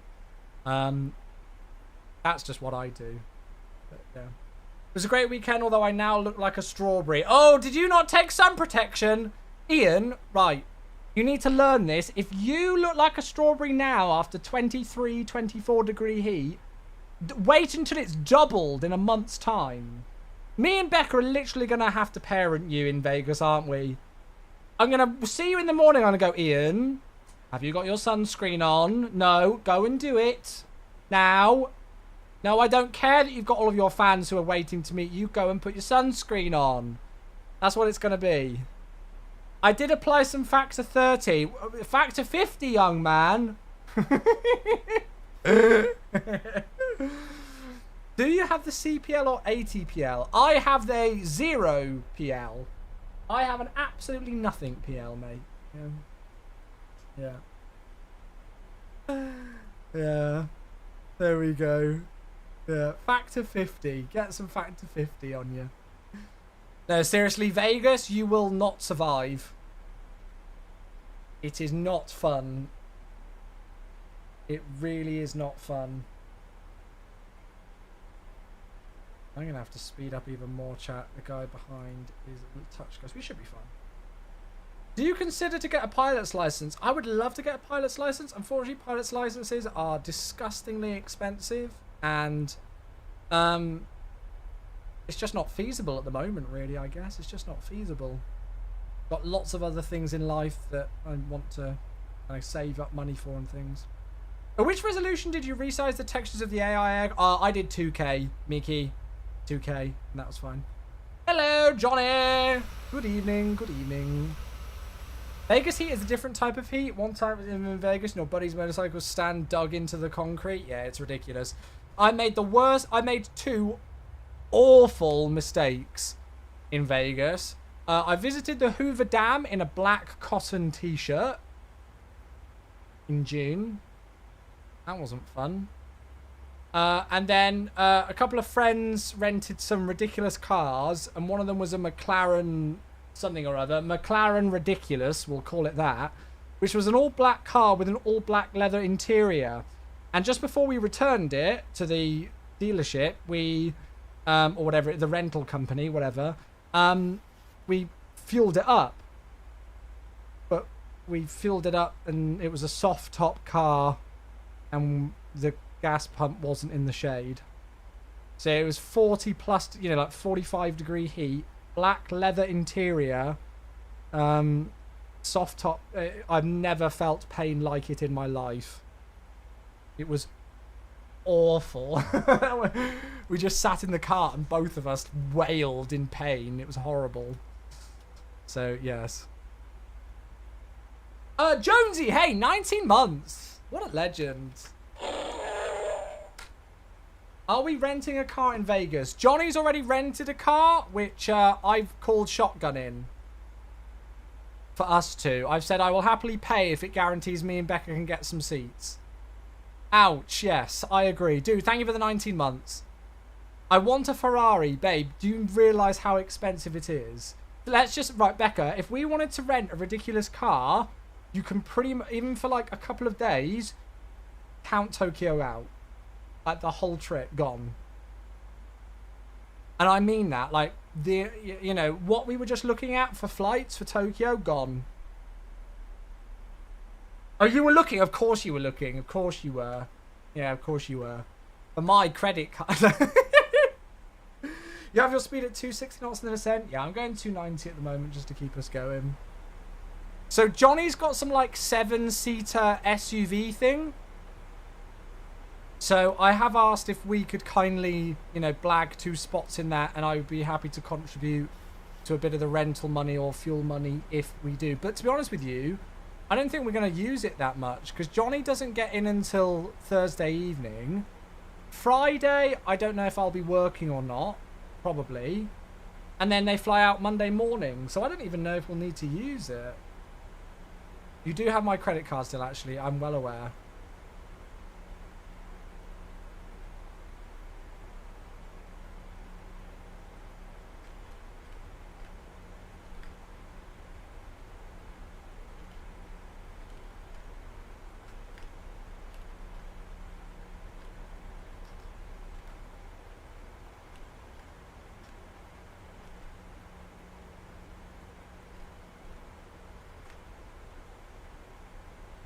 We need to hire a car then. I want to drive in the States. Darling, it's so expensive. There's literally no point. We will not use it.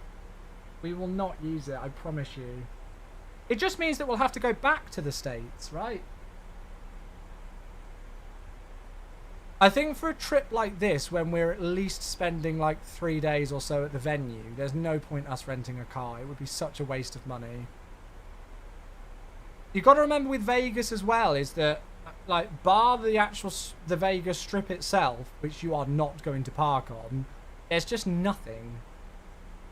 If we were going, like, to loads of different places and we were doing a little bit of a road trip and going here and going there on different days, yes, absolutely, book a car. But when we're, you know, like, when we've got, like, pretty much 3 days at the venue, we know other people who have rented a car. The only thing really to do in Vegas is to go to Vegas, like the Vegas Strip. You know, like, yeah, I know, but it's just...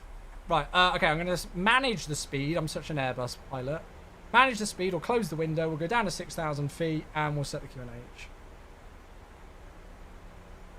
1015. 1015 set once, twice, 3 times. Okay. I'd love to do like a US road trip sometime. Like, I'd really love that. I was meant to do a US road trip back in 2020. Ah. If you were going to Los Angeles, it'd be a different story. Yeah, well, I did 2022. Johnny and I went on a holiday to Los Angeles, and we did rent a car, and it was brilliant because we chose the places that we went to because we had the car. That was one of the coolest things I've ever done. Driving a Ford Mustang down Hollywood Boulevard. That was a cool day. That was a very cool day. So Hoover Dam is like a good thing for the car, but it's just like, yeah, honestly, babe, I promise you, we'll do it for another trip. I pinky promise you in front of everybody here who's a witness, we will go on another trip to the USA sometime in the not too distant future, and we'll properly rent a car and make sure that we can go on some trips. Because like we could go on a, you know, we could take the girls and go to San Diego and then go up to, you know, LA to do Disney or something. You know, like we can actually do it properly. Vegas is not the place to do it. I promise you, babe. How you doing, V-Pilot? Good to see you, mate. You once drove the entire East Coast. Oh. Just driving from Pasadena to LAX airport was painful enough in LA. Ugh, LA traffic. I thought people were like, when I heard before that trip about LA traffic and I thought it was bad, I was like, nah, it's fine. I've dealt with London. It's okay. Ugh. That was not fun. Route 66 is on your bucket list. Oh, Ian, Johnny needs to send you a picture. He's got like a cool picture of him next to the Route 66 sign somewhere. 004, hello, good to see you. Welcome, welcome. We're well. Hope you're well too. Lake Tahoe is a good place to go. I was supposed to go to Lake Tahoe when I went to Reno again in 2022. I was supposed to do Lake Tahoe, but we just didn't have the time, unfortunately. Plus, there was all the wildfires, so it was just horrible being outside. Any tips for GSX configs? Your passengers start their walk to the plane on a normal track, but then start going to the jet. Oh, well, jetways can be a difficult one to do, Ville. But if you go and have a look on, flightsim.to, there's a GSX profile section. God, this website is so disgustingly slow. It's like having my old internet again. Villa, I'm going to link to you in YouTube chat now. Have a look on flightsim.to. You can search up for airports, and there's loads of things on how to... yeah, how to get good stuff. Right, how far have we got to go? 20 nautical miles, so we should probably think about slowing down, really. So I'm going to set this down to 1,200 feet, and then we'll reset once we're established.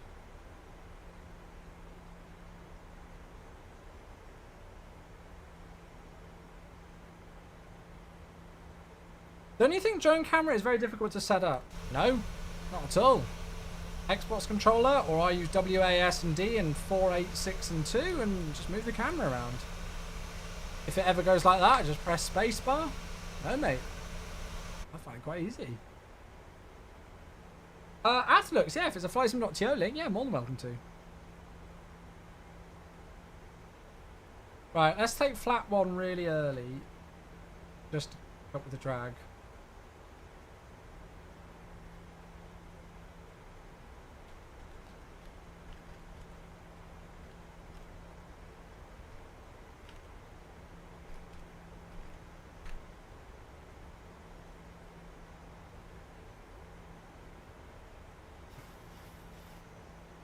Mykonos traffic, Ryanair 6 Echo Whiskey above Pidax, RNP approach runway 34.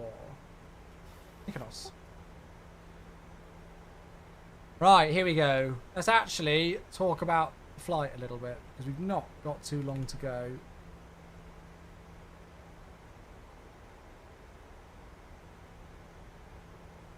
I can take flat 5 now.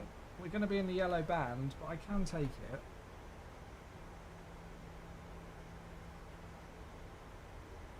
The problem that I've got is that this aircraft is pretty slippery and it's not wanting to slow down a whole lot. So let's just give it a bit of a shove. Right, go around altitude just in case. It's a fun one. It's 3,500 a day. It'd be a very interesting go around procedure, especially with all this other traffic.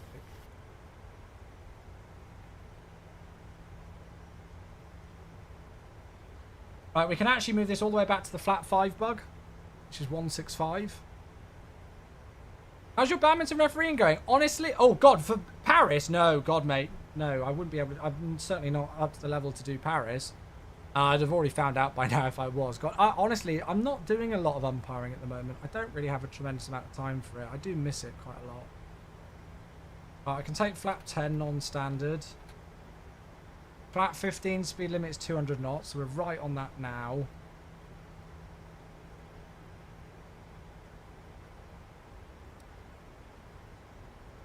There's the runway. Quite a fun one, this.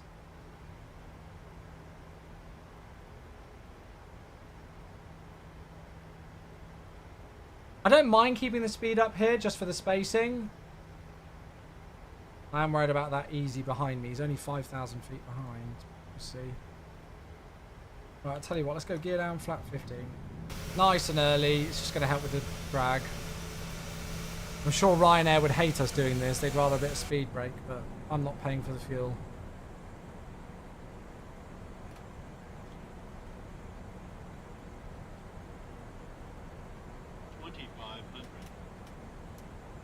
Right, let's whack a bit of that on, and then that just gives me a bit more time just to pause alerts and things. Go. Yeah, Mark, no, thanks for asking. That's really kind of you to ask. I wish I had more time to do it, but... yeah, it's also the off-season now. Badminton's very much a winter event. It's like a nice airport. Yeah, it's certainly an interesting one. That's one to go, which is checked. Okay, let's go flaps 40. Flight sim CDs. Oh, they're just behind me.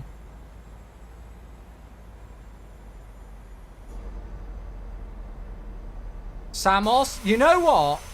I was on Discord the other day and a friend of mine did Samos and I was like, you know what? It actually doesn't look as difficult as I remember it being. But, hey. Yeah. Right, I've stuck 145 in, 10 knots above VREF, just because of the headwind component. And that's giving us about a ground speed of 135 at the moment, which is perfect. Right, as soon as we're in that white band, we can reset the altitude. So let's set that.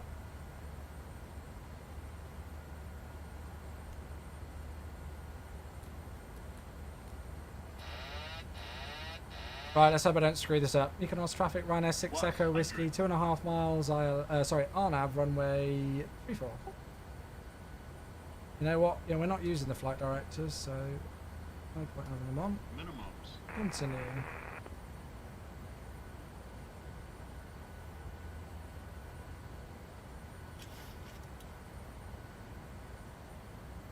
So 1900 metre runway, 30 metres wide, big cliff at the other end, and we don't want to vacate too late down the runway. Brilliant. Lovely, lovely landing to start the week.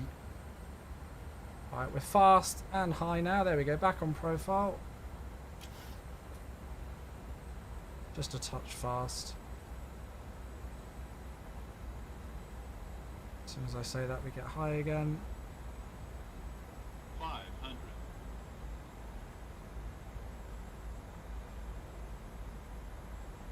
Wind's coming in slightly. It shouldn't be coming in from the right. Speed's good now. Touch low, correcting. 50, 40, 30, 20. Oh, too much on the flare. Come on, 2 flares, but it's fine. We got it down in the touchdown zone. Speed brakes up, reverse as normal. And your brakes. 60 knots. That's going to be fun for everybody else to get off at. Oh crap, the bloody auto brakes in this thing. Oh, we stopped. That's a major faff. I hate that you can't just press the toe brakes down slightly and the auto brakes disengage. It's fine. We've still spent less time on the runway than if we had to backtrack. There we go. Not my best, but not my worst. I'll take it. That was good fun. Mykonos traffic, Ryanair 6 Echo Whiskey, clearing runway 34. Right, we'll just make sure that we're set to go. It's obviously a super short taxi. But actually, no, I want to go on the walk-in stand, so let's go down a little bit further. Well, there we go. Yeah, sorry, I forgot about the auto brake thing. I should have just disengaged it with actually moving the switch, but I forgot that you pretty much just have to put the toe brakes all the way down on the ground. that stand for there? Shoot, it is. When you're using max auto brake. There's no brake thing or RYR is. Well, I don't know. There's contrasting things, Electrox. PMDG used to have it where when you just tapped the toe brakes, the auto brake would disengage, and then they changed it for what they said was more realistic, and now you have to apply basically the same brake pressure as the auto brake setting to then disengage it, which is actually correct. I honestly don't know.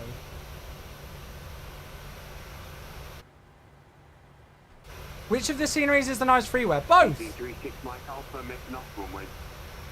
Short final, easy 36 Mike Alpha. Oh, we got the easy on final. Oh, we had loads of room then. To be honest with you, we probably could have backtracked. Alright. 2 blue, 1 red. There we go. How do you set up your outdoor drone views? I press the insert key and then move the camera around. Is there a link available? Yeah, I'll link the sceneries in just a moment. Obviously, I'm a little bit busy with just the shutdown of the aircraft and things, but I'll be right with you as soon as I can. Fear not.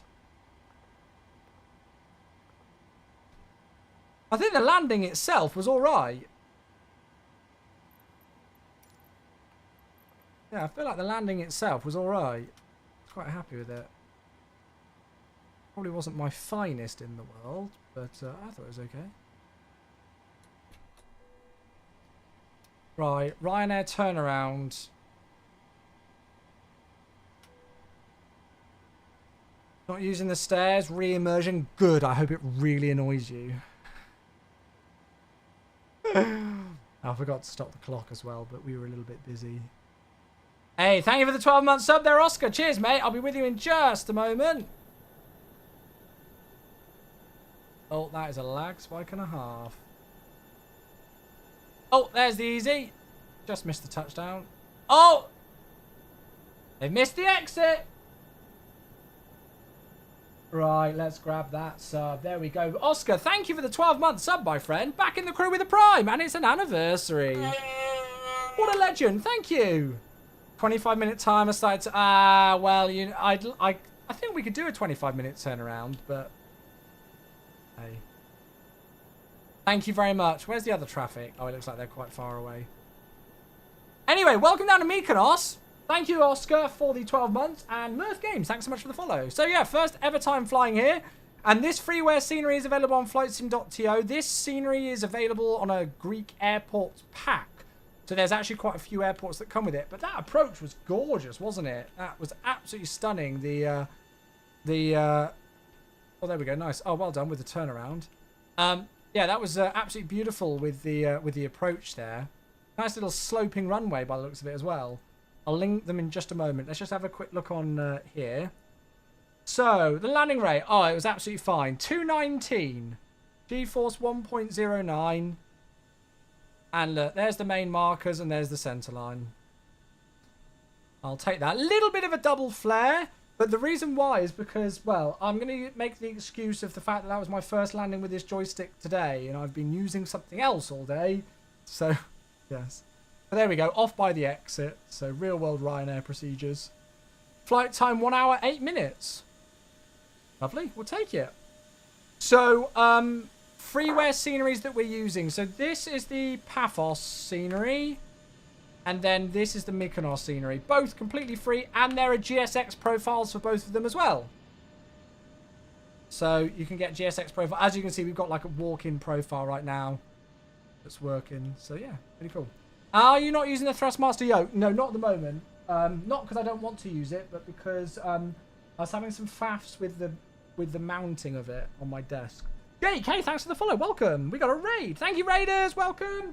You join us. We've just landed the first flight of the day, and now we're going to do the return trip. So let's get going. Yeah, we are going to do the return trip. We're going to be heading back out of Mykonos, back to Paphos again. What I will do is I will set the camera up so we can watch the others. So there's a couple of others on a pro. Although actually we're going to be on different screens. Yeah, right. I'll get set up for the return trip, folks. And I'll just log off at him super quickly to get the new call sign, which is 5401.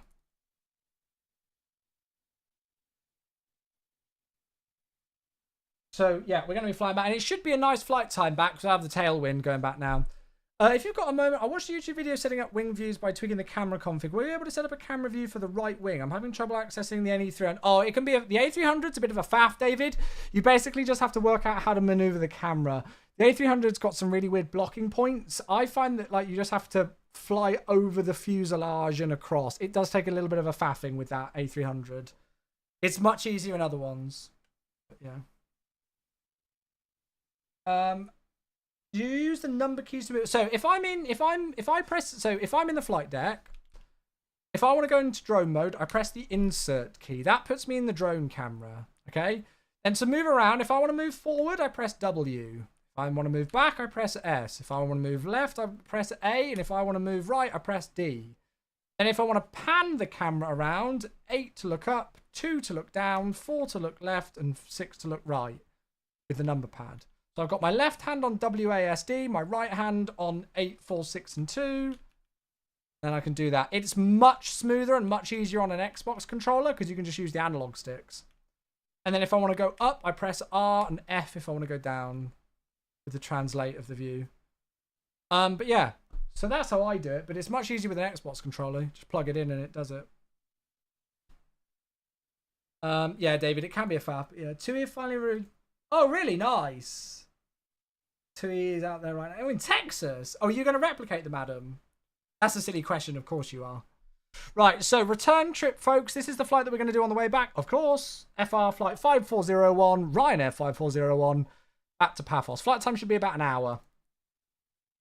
We've got another aircraft in on approach. I'm going to keep an eye out for them. So we're FR 5401, departing... no, we're departing Mykonos, back to Paphos. You need the newly painted livery. I love it. Yeah, we'll say that for our departure time. That's fine. 737-800. Cost index 6. Ryanair 5401. EIDLY. 34 and 29. That is fine. And then we're in via Tobat. Right, let's watch this second Ryanair come in for landing. Oh, God! I thought they were going to go through the runway then. Well recovered. Nice. A little bit to the left of centre line if I'm being very judgmental, but they might be on a different scenery or something or a different sim. There we go, right on the markers. Let's see if they make it off at the exit. Are they going to make it off at the exit? Yeah, looks like they are. Are they going to stop on the runway like I did or not? No, look, they're a pro.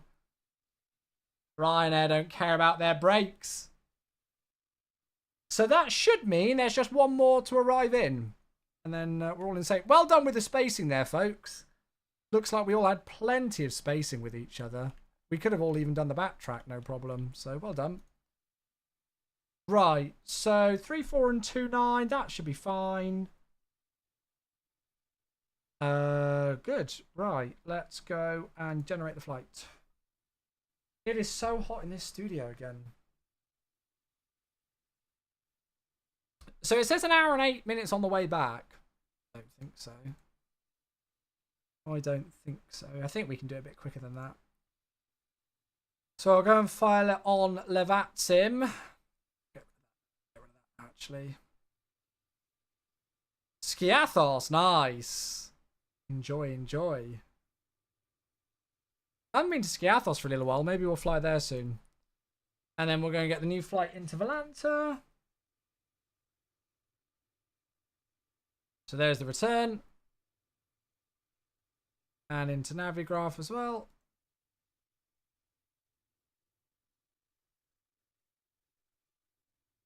There we go. Good. And I just realized that I'm not on the right profile. For some reason recently this has been a faff. Is that the right one? Oh no, maybe it is.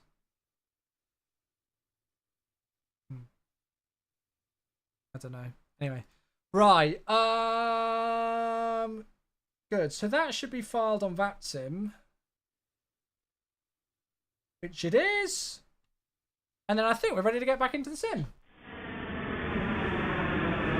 I hate how laggy the transition is. It's so annoying.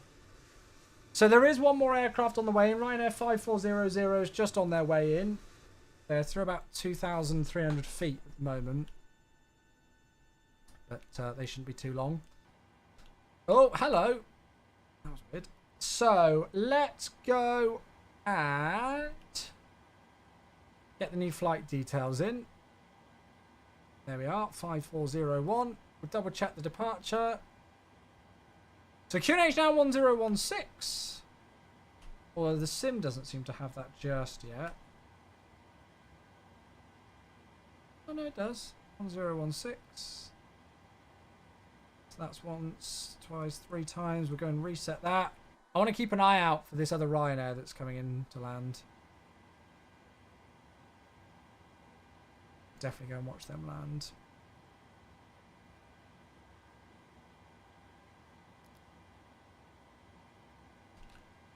Let's just see if we can get the route going into here.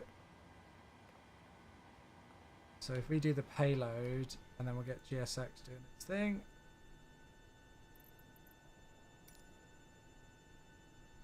Typical GSX or typical Ryanair thing of doing it super quickly.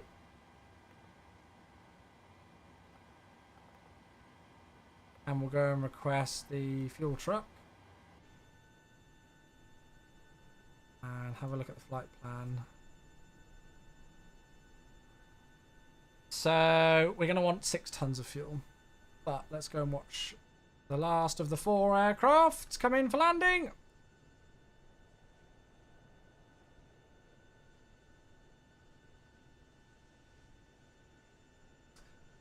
We're going to get a nice sunset behind us with the return, but it should look good. Flare, flare, flare, flare, flare!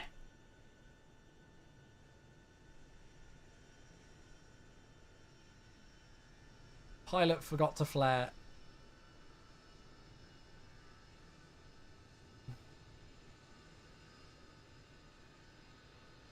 Ouch. You might as well roll to the maintenance hangar for that one, my friend. Ouch. Ouchie. Right, 6 tons. Start the fueling. Ouchie. And then the route itself, so we'll do this all manually again because we're Ryanair and they don't pay for company routes because they're cheap.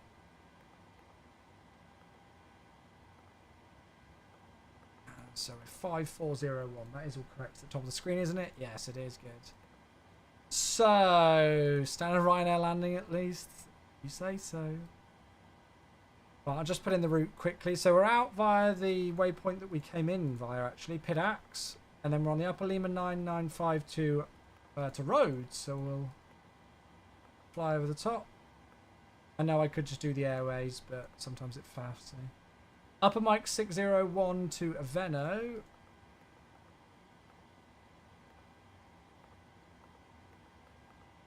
And then the Mike 601 to Dasney. And then the Mike 32 to Tobal.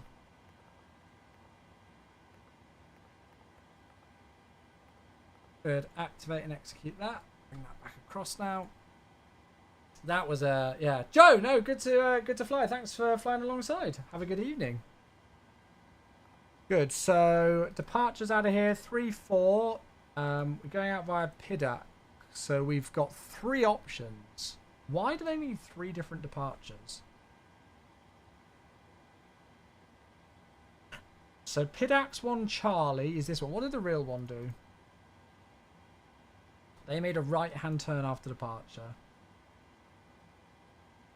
So we've also got the 1 Delta, which is that, or the 1 Foxtrot. Well, they didn't do any of them.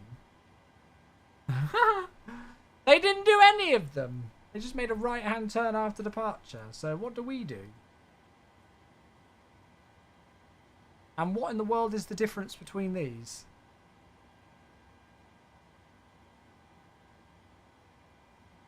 Oh, there's an altitude restriction there. Do you reckon, should we just depart out and make a right-hand turn like the real one did?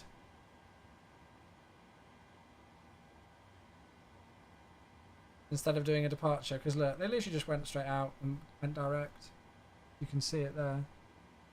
How far did they climb out to?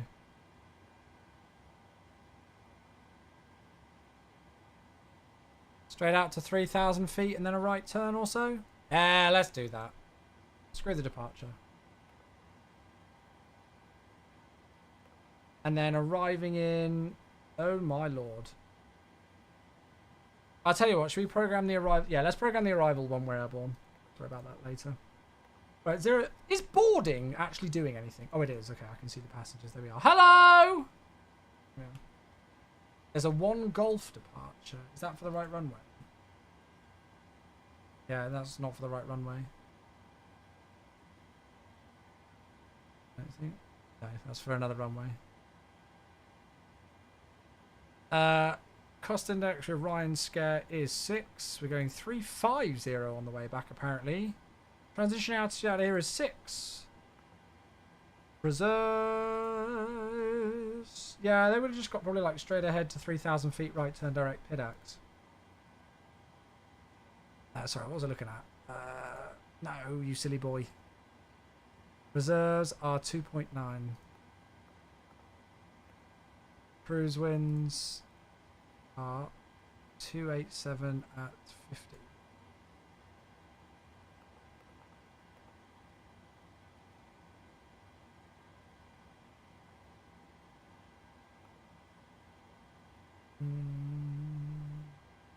What the hell is that inappropriate picture? I can't see what their picture is, to be honest with you, Rayan, so I don't know what it is. Oh, 287 at 50, not at 0. Right, so that's giving us 61.1 and fueling should be complete. I don't know why I can't hear GSX passengers. Is GSX muted or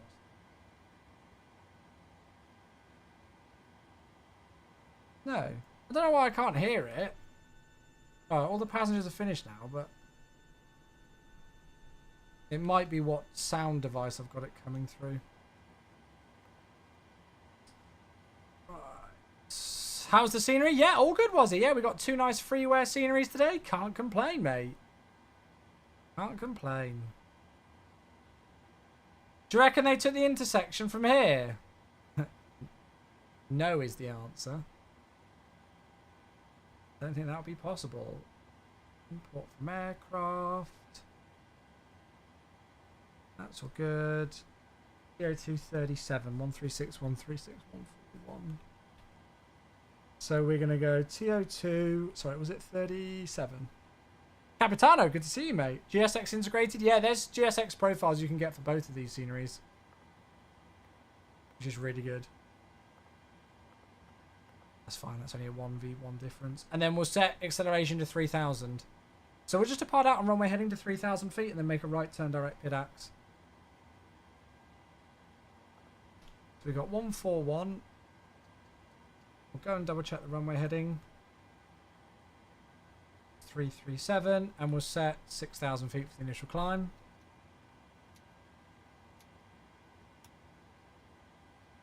Good. Right, let's go and get that APU on, boys and girls. What did we say? How long was the departure? How long was the turnaround time? 25 minutes was I given. I don't know how I'm doing so far. Is somebody timing it? So we're going to push back, nose to the left, taxi out, backtrack, turn around at the end. There's boarding complete, so good time for the APU. So APU's coming online, box is set up, MCP set up. So we're pretty much rocking and rolling. Is this 737 from BMDG? It says at the top in the title. Or in the overlay, even not the title. 1v1 Liverpool Aston Villa. I mean, I'm in a really tricky spot. Because I reckon if Aston Villa win, Spurs are going to deliberately lose to Man City so that we lose the title. I mean, I don't think Spurs are good enough to beat Man City anyway, but yeah.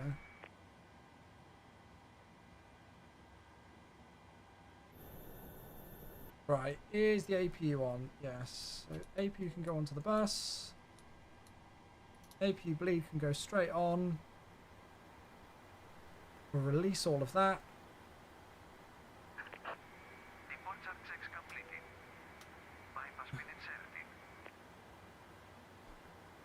Right, what was my turnaround time? Surely that was quicker than 25 minutes. I think that was about 15 minutes.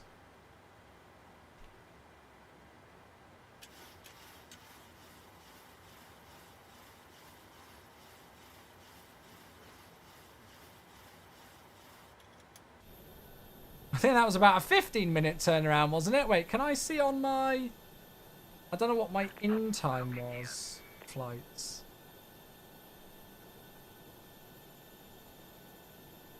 Well, we landed at 18:52. So that was 22 minutes ago. We touched down.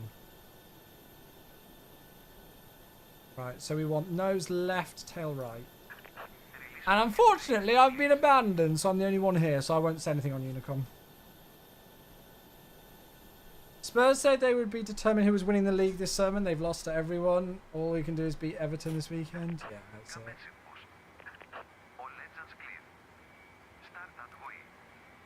There we go. How's about that for a turnaround time? No messing around here. We'll have to fly back here with this scenery. Look at those views. That looks gorgeous. Ah, yeah. It's probably going to be a night landing into... Well, it might be a bit of a just after sunset landing into Paphos, but it'll be nice. Look at that freaking hill. That's terrifying. Prediction for the Spurs City game? I mean, I'd love Spurs to win it, but I don't see it happening. Spurs are shite. Right, packs off. We'll go left ignition. And, I mean, I see it being an easy, like, 3-0 or something for City, to be honest. I'd love to be wrong. Never in my life have I wanted Spurs more to win a game. And us to win a game, but... To be honest with you, even I don't expect us to win the title with just City's firepower. They're the best team in Europe still, in my opinion. You know, they won the treble last season. You know, they're still on for the FA. They're still on for a double this season. You know, like, they're a ridiculous team. I think there was a stat. So with Arsenal's current point tally, out of the seven titles or 7 titles that Alex Ferguson won or something with Man United, we've already beaten or matched that tally. So we're just I mean, I think pretty much all other clubs at the moment are unlucky, you know, that it's pretty much almost a battle for second place in some regards, but the fact that we are the only club who can take Man City to the final day, and the fact that we've shown such growth from last year and we've got so much more depth now as a squad. You know, everybody was talking about, like, oh, Arsenal choked and bottled the league last year. And I'm like, yeah, it was a disappointing end to the season in the fact that we didn't win it. But, you know, like, it seems like everybody classes, like, the season almost as a failure if you don't win the league. And when you're up against a team like Man City, it's nigh on impossible to do that. So, I mean, I think, you know, if I look at it, even if we don't win the league, again, for the second year running, we will have been the only club to have even put a chase on to Man City right until the end, pretty much. You know, it's going to come down to the final day this season. We've got much more depth in our squad now. You know, there are players who were absolutely starting players last season who we couldn't rely without, who are now benched because we've got so much more, you know, squad depth. You know, we did well in the Champions League. Could have done better, but, you know, I think we can still be proud of the Champions League effort. So I'm not going to be I'm not going to be upset. I mean, to be honest, I'm a football fan, but I'm not a football fan who loses sleep over it. You know, if we don't win the league this season, I'm not going to go and punch a wall or something like that, you know. I still sleep just as well at night. Right, there's the signal. 2 good engine starts. Beautiful. Yeah, I still get you know, just as much sleep at night. Ramsdale will go, won't he? I think it'd be such a shame to get rid of Ramsdale. I rated him so much, but, you know, Arteta's stuck with RYR, and he's done phenomenally. He's had his moments, but...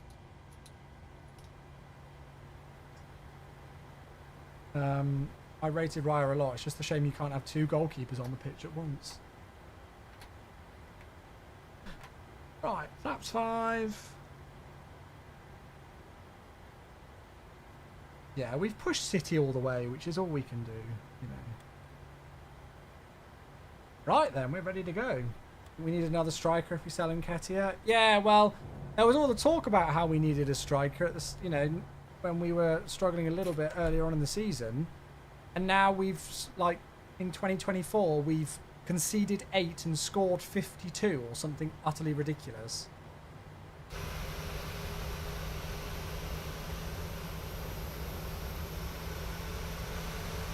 Yesterday was not a fun match to watch at all. Not a fun match, but, you know, we battled through. And Saliba, I mean, what a performance. Spurs have a fantastic record against City. Yeah, but is that going to count when they know that if they beat Spurs, they hand us the title? Spurs have got... You've got to remember that Spurs... Okay, yeah, they might be fighting for Champions League places, but when Aston Villa jumped over Spurs a couple of weeks ago in the standings, everybody who I knew who was a Spurs fan was going, "Oh, it's fine. I don't care about fourth space. We're too bad to have fourth space. I don't even want it." And I'm like, God, that is the mentality of a club who is in the bin, not even wanting fourth place in the league to get Champions League places.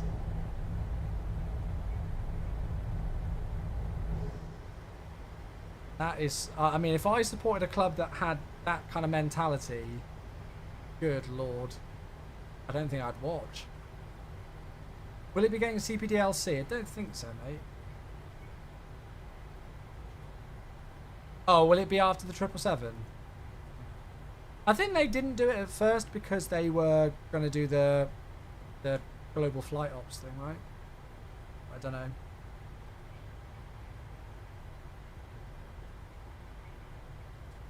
So if Villa draw with Liverpool tonight, can Tottenham still get Champions League or not? Or do they literally need them to lose and that's the only option? I mean, the thing is that all the focus is going on like, oh, if Villa do this, if Tottenham do that, but we've still got to beat Everton this weekend. We've still got to beat Everton. Yoz, it got delayed because of a little thing called Microsoft Flight Simulator. It was announced the same weekend as MSFS was, and PMDG had no idea.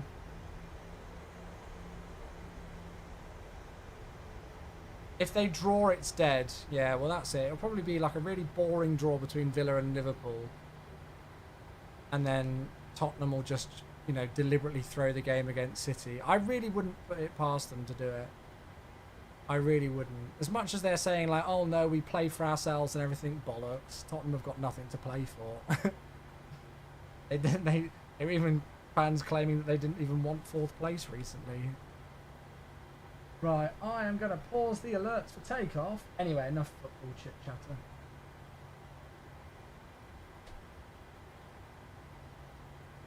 I don't know if it will still come, Yosem. I don't know, mate.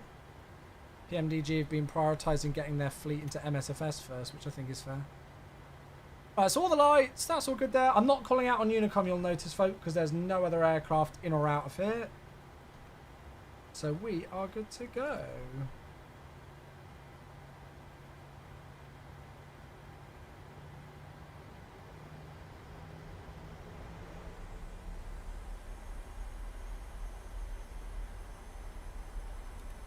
Takeoff. I think it's bad that we've not heard any... They update loads on their forums, Jonesy. They've never released timescales with a delay or anything like that. They've never made that information public. 80 knots. 80 knots. Rob regularly posts on the forums,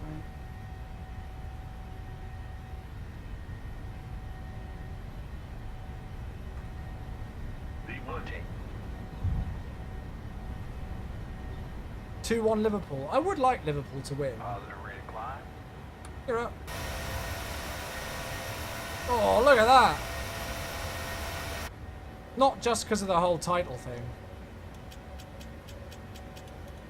Right, there we go. Heading select VNAV speed. That's correct. That's what we want.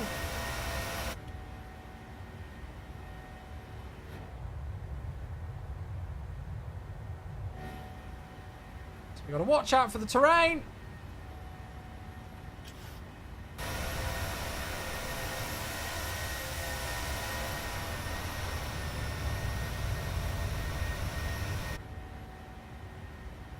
And then at 3,000 feet, we'll make the turn. Oh, look at that view. Is FS realistic? Yeah. Right, 3,000 feet. Actually, it looks like they even made the direct to the next waypoint, Akina, so we'll do that.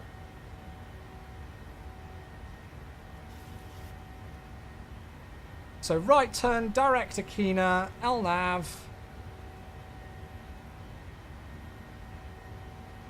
Keep that going a bit. Flaps one.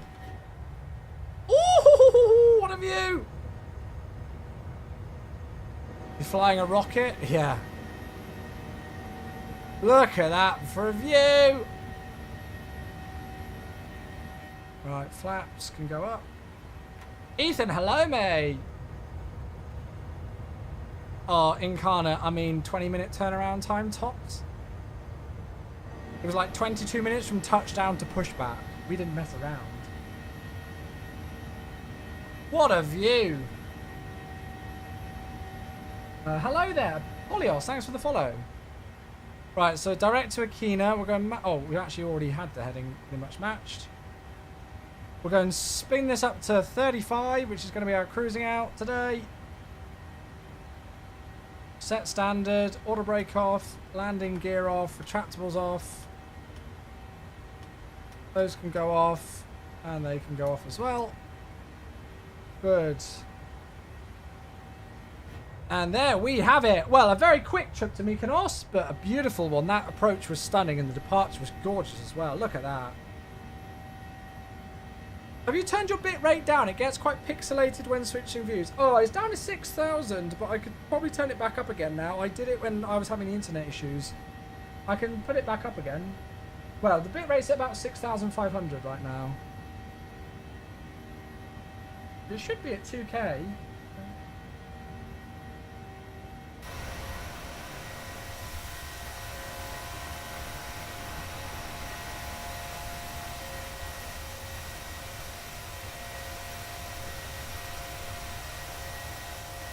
$2K is fine, no buffering. Okay, I'll see if I can move the bit rate. If I can move it up to 8K again. Right, well there we go. Anti-FAF departure, and we are on our way.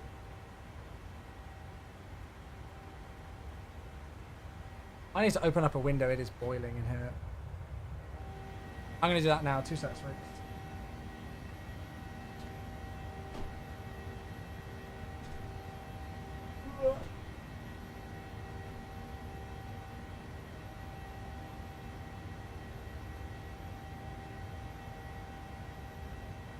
It is like a sauna.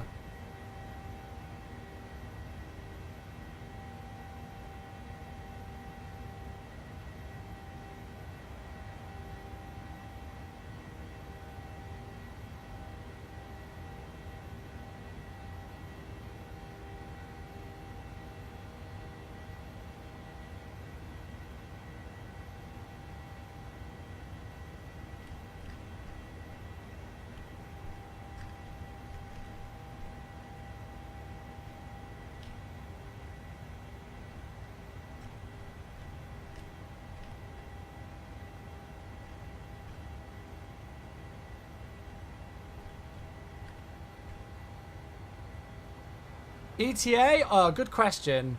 I haven't put an arrival in yet, so... Well, it was supposed to be a Tobal arrival. I could see...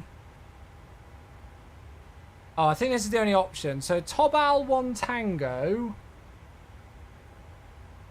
Oh. Oh, actually, wait. No, look. There's this. Oh, this is nice. Tobal 1 Papa RNP. Ooh, I've never seen something like this before. Oh, Tobal to Arnav visual. Ooh. Oh, I don't know. It's going to be night time. Okay, we'll do it with the ILS. It's pretty much the same.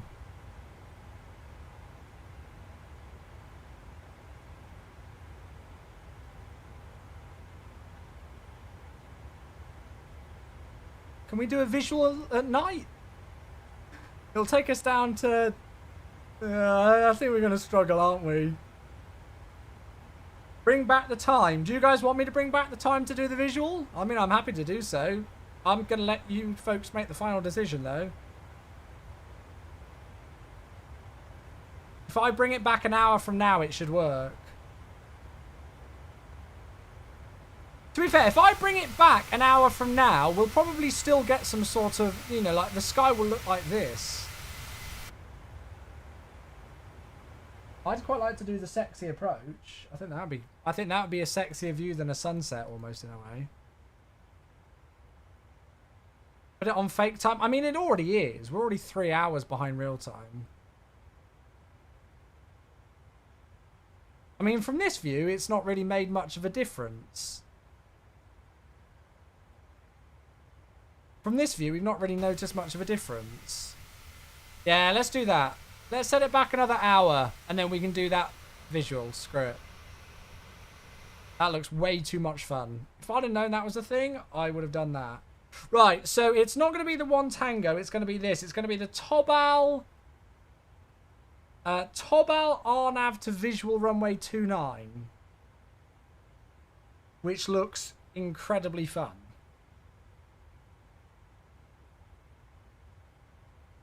And we'll set up some stuff for it. The plane can't find an ILS when it's an ILS approach. Any tips? Go to the RadNav page and double check to make sure that the ILS identifier is in there. And if it's not in there, type it in. So, how in the world do we even program that? Arnav visual 29. Well, that's easy enough. Done.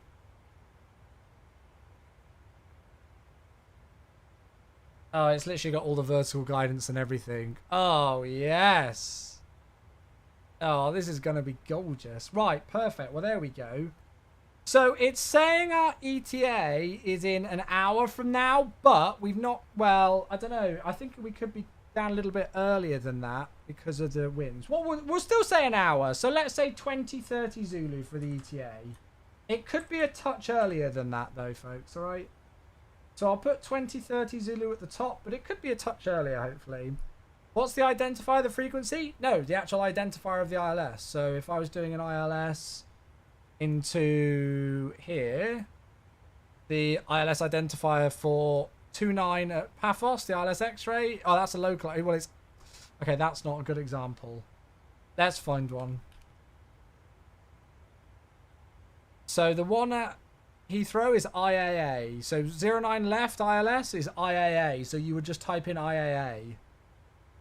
27 left, it's ILL. So you would type in ILL and it should populate the ILS frequency in the course.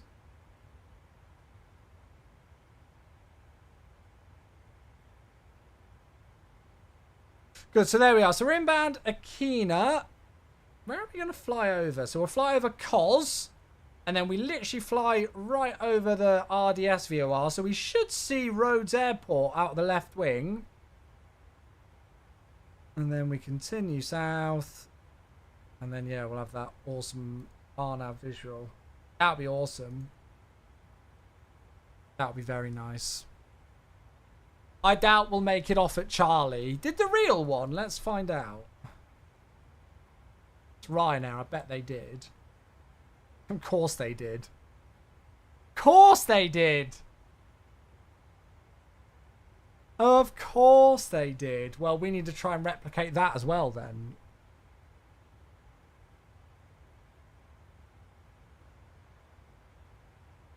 I'm going to have a look on the flight plan and see what the winds are at higher altitudes. If it's even on here. I don't know why it's taking us only to 350. We've got stronger winds at 3.7 and 3.9. So we could climb higher. But to be fair, we're not spending an awful lot of time at cruise, I don't think. Sonox, thanks very much for the follow. Cheers, welcome. Thank you to all of you tuning in this evening, by the way. 228 of you on Twitch and 35 of you on the YouTubing. Thank you, everybody. Appreciate you all being here. And thank you, Helicantinsi. Is that how I pronounce that? Thank you very much for the follow as well. I apologise for murdering your username, but welcome. You join us just on our way back from Mykonos in Greece. We're flying to Paphos in Cyprus. It's real-world Ryanair rotation. I think they only do it like once a week. But it's certainly a nice one. And we've got some nice freewares as well. Freeware sceneries. Oh, and we've also got a sub in amongst all of this. Hey, Mitch. Thank you for the gifted sub to Nuz. Hello. Am I going to try the Latin VFRA 340? I don't plan to at the moment. Mitch, I love you, mate. 956. That's all I have to say to you. 956. That's ridiculous, bud. Thank you so much, mate. Hope you're well, Joven. Good to see you, my dude. Hello, I am French player for Microsoft Flight Simulator. Ah, well, Microsoft Flight Simulator is built in France. Do you like Airbus or Boeing? I like both. I don't think I have a preference. I like both. So I'm useless. Do you know where the identifier is? I use Freeware charts. Oh. Why do I have to sign in? Really? Oh, faff. Yes, fine. Let me see the bloody chart. Skip, whatever. Go away.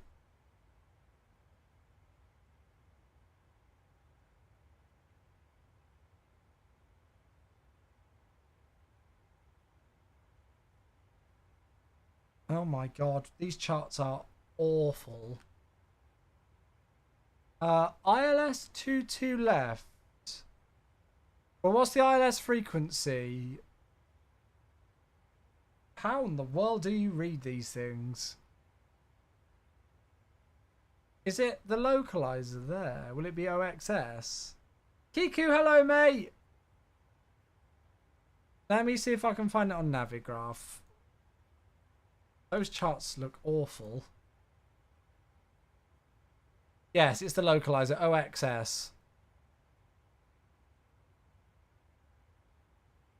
So try and type in OXS and see if you get it. You should get 109.5 and then the inbound radial looks to be 217.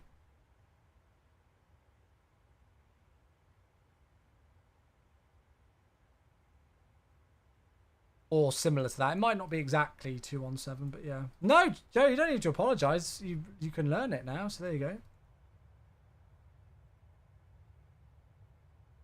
Beautiful. Good. I don't know what to fly tomorrow. Can I send the link? Yeah, just pop it in, Joey, mate. Pop it in. I don't know what to fly tomorrow, chat.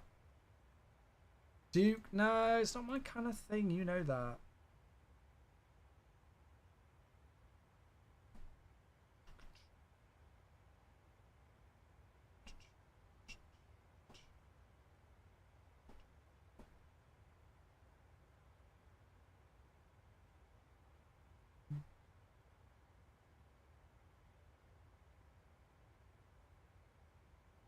Oh, is there a website for it, Joey? Oh, look at that. There you go. Joey's got it.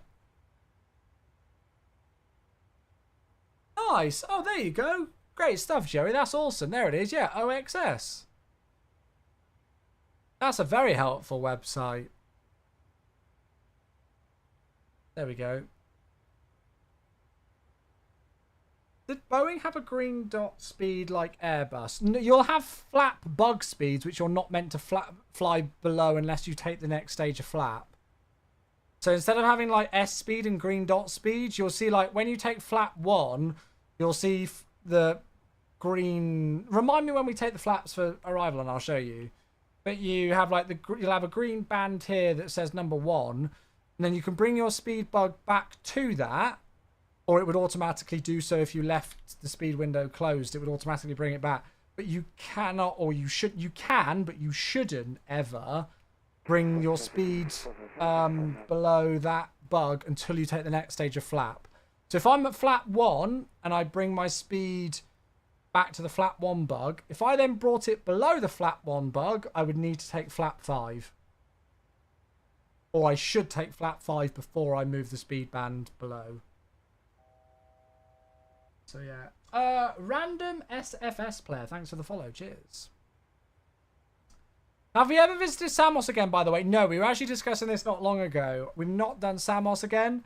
However, I actually watched a friend of mine who recently moved over to MSFS. He did the Samos approach a couple of days ago.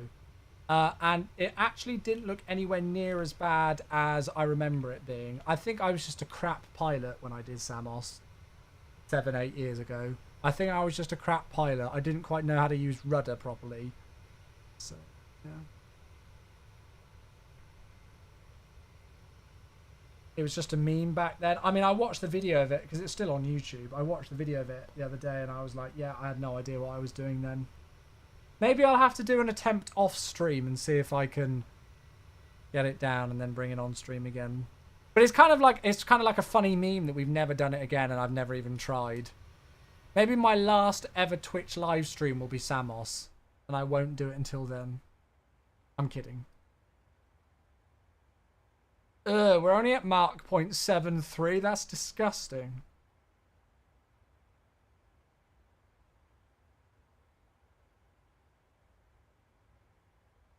Whoops! I slipped.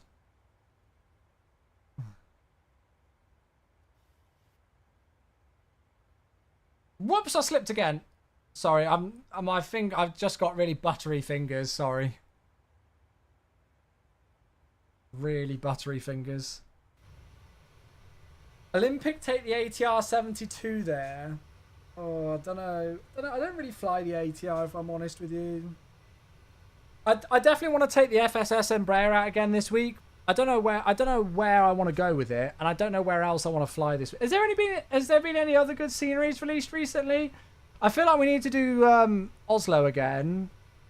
And I would like to get some more like summer routings going again. We haven't done like Barcelona for ages. We've not done Malaga. Where else haven't we been for ages?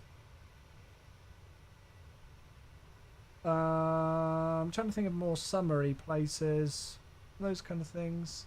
How is the 190? On it? Oh yeah, we could do Azul Ops. Oh, that's not a bad idea. We could do some Azul Brazil E190 Ops. Ooh, that's a really nice idea actually. Yeah, Air Corsica's got some good stuff. They've got A320 Neos as well, so we could do that. I've never done Calvi before, so we could do Calvi. Yes, Maney. Hello, how you doing? Good to see you. Madeira. Isn't the Madeira scenery a bit messed up at the moment? I don't know.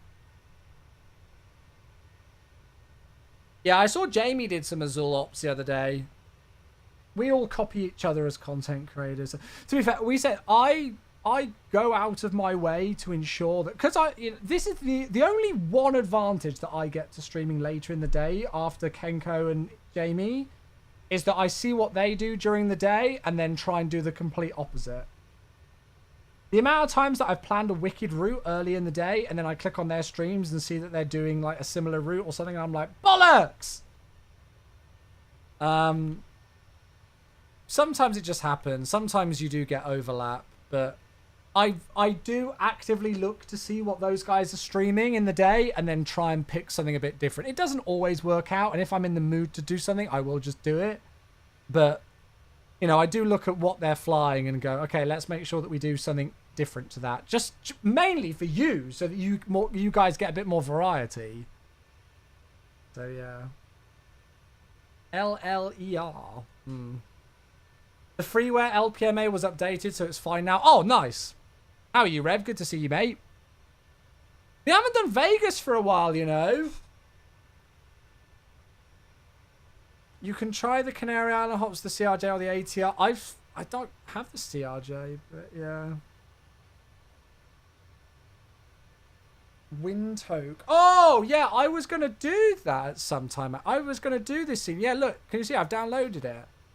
I've actually already downloaded this scenery because I saw it and I was going to do like, I think there was like a 737 flight that went out here and I was like, oh, that would be a really nice one. but then something else came up and I flew something else. I feel like Azul E190 ops could be good fun. I don't think I've got any scenery in Brazil, or well, I've not got a tremendous amount anyway. LAX is good. Yeah, I love a bit of LAX.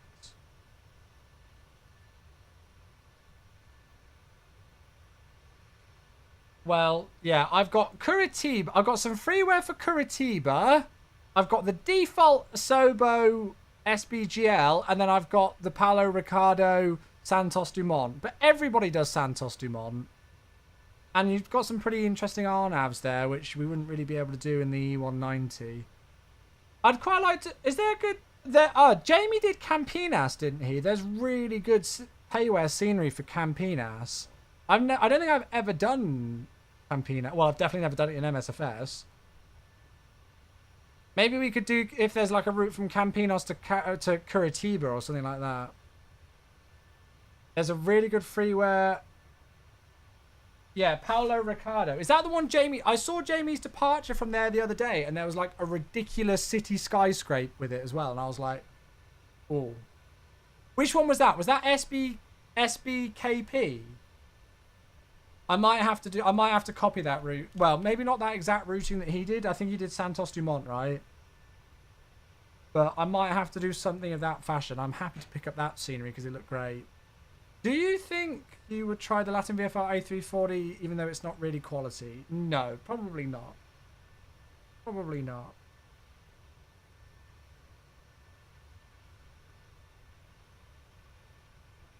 Curitiba. Oh, look. E190s.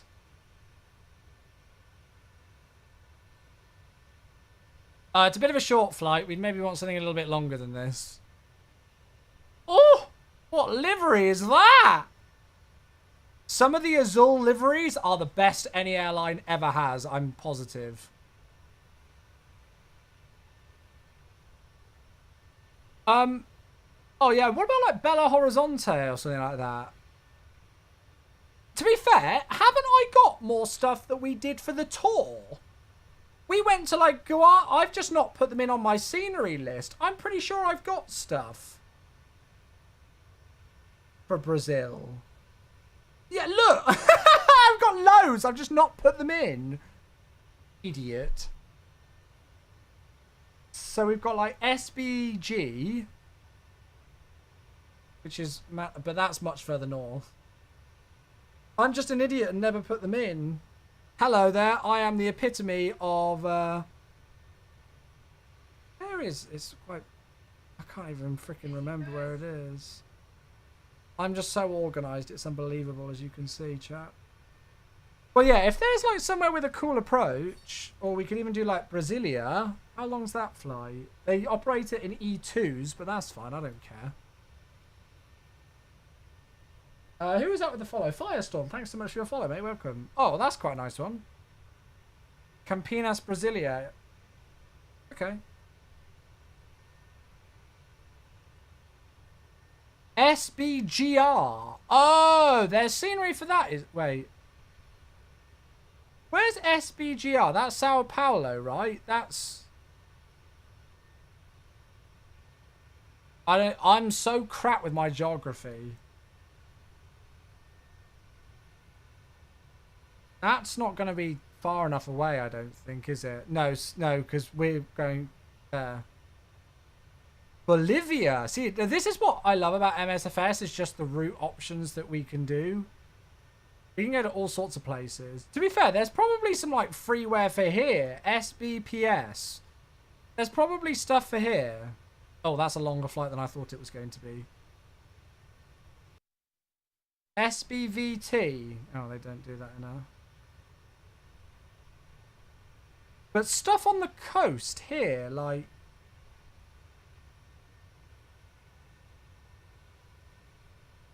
You know, I reckon we can probably find something. I'll try and find something a little bit spicy. Well, I don't know if spicy is the right word. Something that we're capable of doing in an aircraft that's got default systems with the autopilot and the flight plan, but you know. How you doing, Firestorm? Appreciate the follow, buddy. Welcome. Oh, yeah, there was the Bordeaux update. Yeah. I bought LFBD V2 yesterday, not realizing V2 was a free upgrade. Can you not message them and say something? Oh, shoot. It's fine. We've got 91 nautical miles. Right, we're doing a visual today, so no minima, right? Let's just concentrate on our approach first. Yeah, so no minima.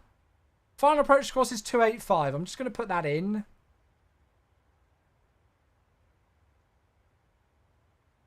Elevation will whack back to 50.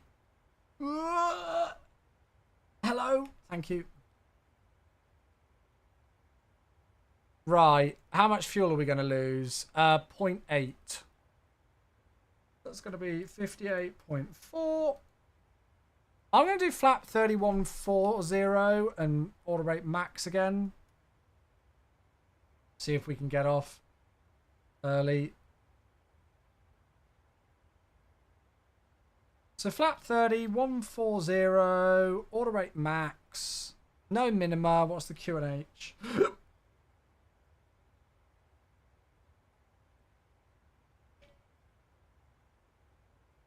QNH is 1010.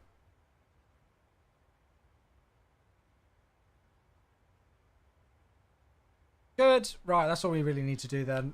We've not got that long until top of drop. It's from a different store, so I don't think so. Ah, faff. Oh, fair enough, though. You're supporting a developer, I guess. How's the flight going? Yeah, so far good. So far so good. Thank you, Smooth. So far so good, mate. Thank you for the raid. Do you have autopilot on now, mate?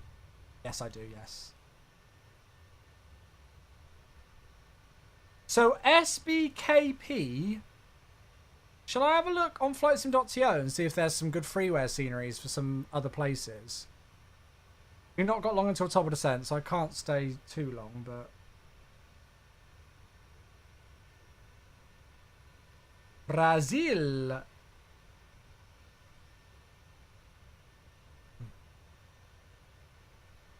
Here, look. SBSP. I've even got like places like this because we did this for the world tour. Look, there's SBBR. There's a freeware. Oh, chat. I don't think we're going to struggle to find somewhere to fly to. I know we could do Santos Dumont, but Jamie did it the other day, so I'd rather fly somewhere else that we've maybe never been before. SBSP.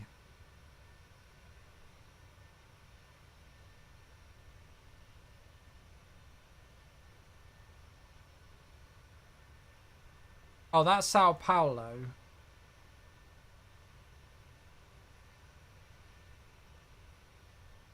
Yeah, I'll have a look and see what I can find. But I reckon there'll be something for us that we can find.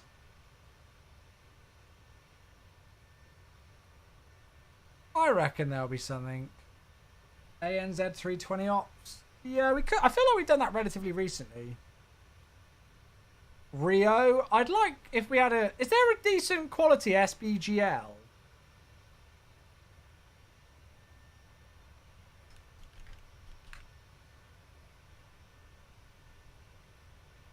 Yeah, oh yeah, there is one. Oh, is this the one where there's quite a few? I think I got contacted by a dev who had one, but I don't remember. SBRP. Did I just look at one? What's that?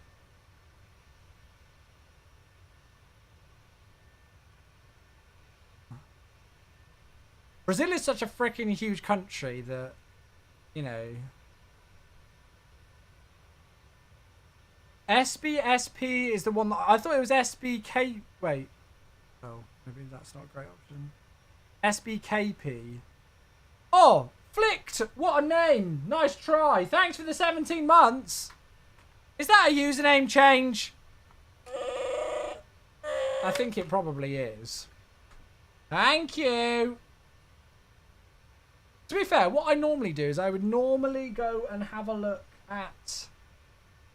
like an aircraft. Oh my gosh. Oh, we got a raid on YouTube. I wondered what the heck was going on there. Thank you for the raid on YouTube. Hello there, raiders. What I'd normally do is I'd normally go and have a look and see, like, you know, average flight times. Yes, thank you, raiders on YouTube. Hello. Please don't spam the chat too much, but welcome. Hello there. my autopilot's disconnected. Moz, if I wasn't in an outside view right now, I'd maybe believe that. Thank you, mate. Cheers for the cheer. Oh, I've got... There we go. So what I'd normally do is I'd normally go and have a look to see about this. Yes, guys, thank you for the raid. Please stop spamming in YouTube. Thank you. I very much appreciate the raid, but please don't spam. Thank you. I'd probably, yeah, look, something like this. Like, I'd look at the flight time. SBBR to SBKP, that's probably a good one. Brasilia Campinas, that might be a nice one to do. I would quite like somewhere on the coast as well, but yeah.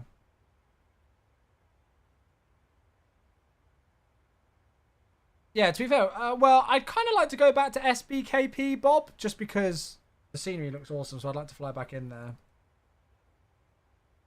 Tom, Matt, how you doing? Good to see you. Welcome, welcome. Sam, please can you stop spamming my chat in YouTube? Please stop spamming, mate. You're typing about 2 letters and then sending a message. Please stop spamming. Very well, Tom. How you doing, my friend? Good to see you, mate. Hope you are all well. Cargo Lux used to do SBKP to SBEG. Oh, really? How long was that flight? I don't know. I'd kind of like to do some Azul Embraer stuff, you say. Right. This should be fun, this visual. So luckily we can follow... We've got guidance all the way until we turn on to final.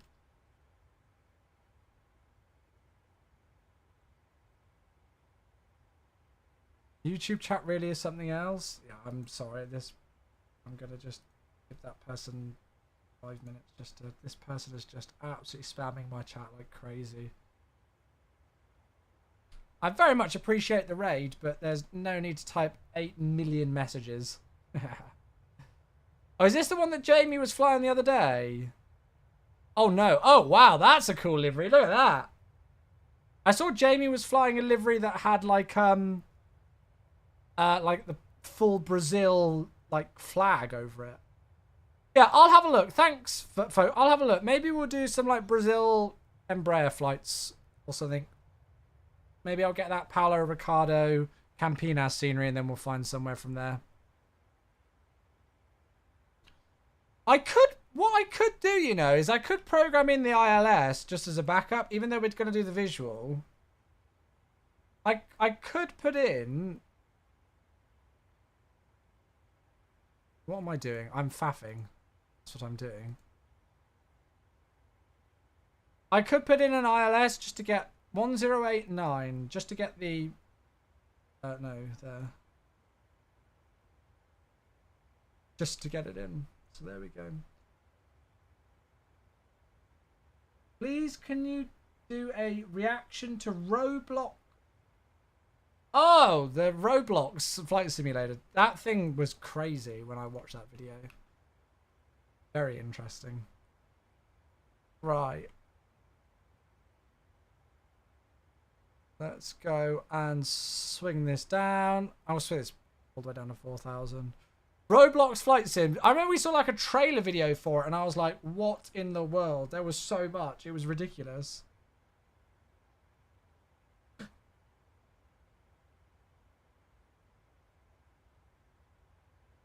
Good. Can't wait to sim update to release, hopefully adding us closer to the 777. I'm pretty sure PMDG have already stated that SU-15 is not reliant on their release schedule for the 777. I feel like that's a community made up thing that people have just been hearing and or assuming. Unless I'm mistaken.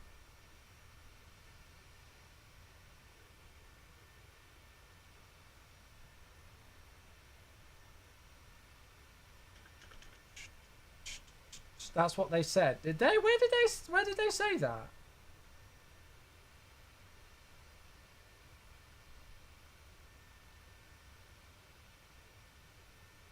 I've not seen them say it. Unless I've missed that message.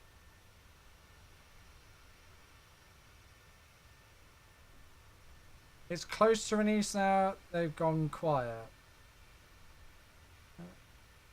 They said the opposite. That's what I thought. I've not really spoken to Rob much about the 777 at all.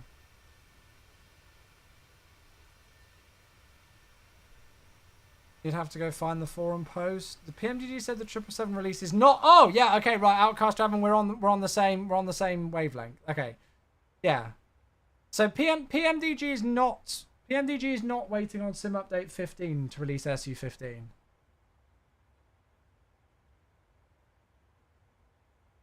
I don't think they've ever said that. Have I been a victim of Chinese whispers? Yeah, this is like the biggest thing. I've read this so much online recently. Everybody's like, oh, well, SU15 being delayed again. That means the 777's not coming out. And it's just Chinese whispers. It's people reading things on the internet or hearing things via a friend and just believing it to be gospel. Please, please, please, please, please, please, please. Like, if you hear something, actually back it up and verify it. Go and actually have a look. It's so dangerous. Because you can hear one thing and just believe the first person who says it and take it as... Like, the worst thing is when somebody will say something and get... Like, we've had quite a lot of, you know, like, negative sentiment about the delays for SU15 because people have said that it's delaying the 777.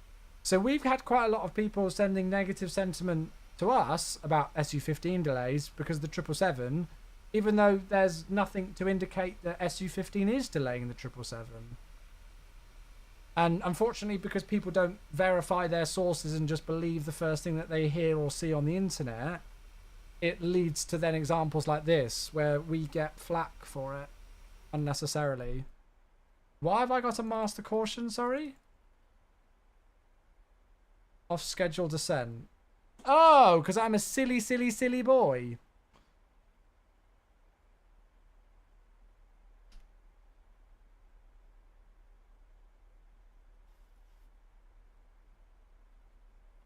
The wrong altitude. Why did I put 30? Oh, I just maybe didn't reset it for the second flight. How will you feel tomorrow cheering for the Spurs? Have to take a cold shower after the game, maybe? Honestly, Bob, like, yeah, like, I'm not going to get too caught up on it, mate. I'm really not. What was the final score? Did Liverpool win? It was 2-1, right?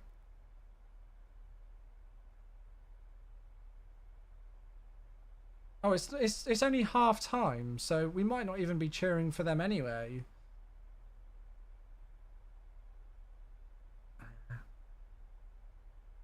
You switch to DCS while you wait for the 777?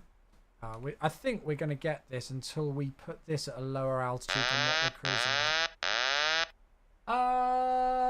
Polar, thank you very much for the cheer. Thank you. That's a double autopilot disconnect cheer. Thank you. That's very kind. Thank you. Cheers, Polar.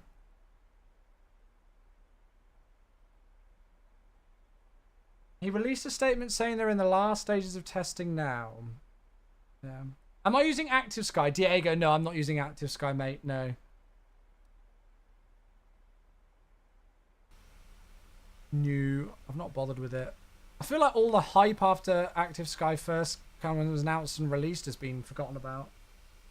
Worst part is those who will be the first people to complain the loudest if they find one bug after SU15 release. I think a lot of people just assume that because SU15's been delayed, every single bug that ever exists ever is going to be fixed with a delay. Unfortunately, that's just not how it works.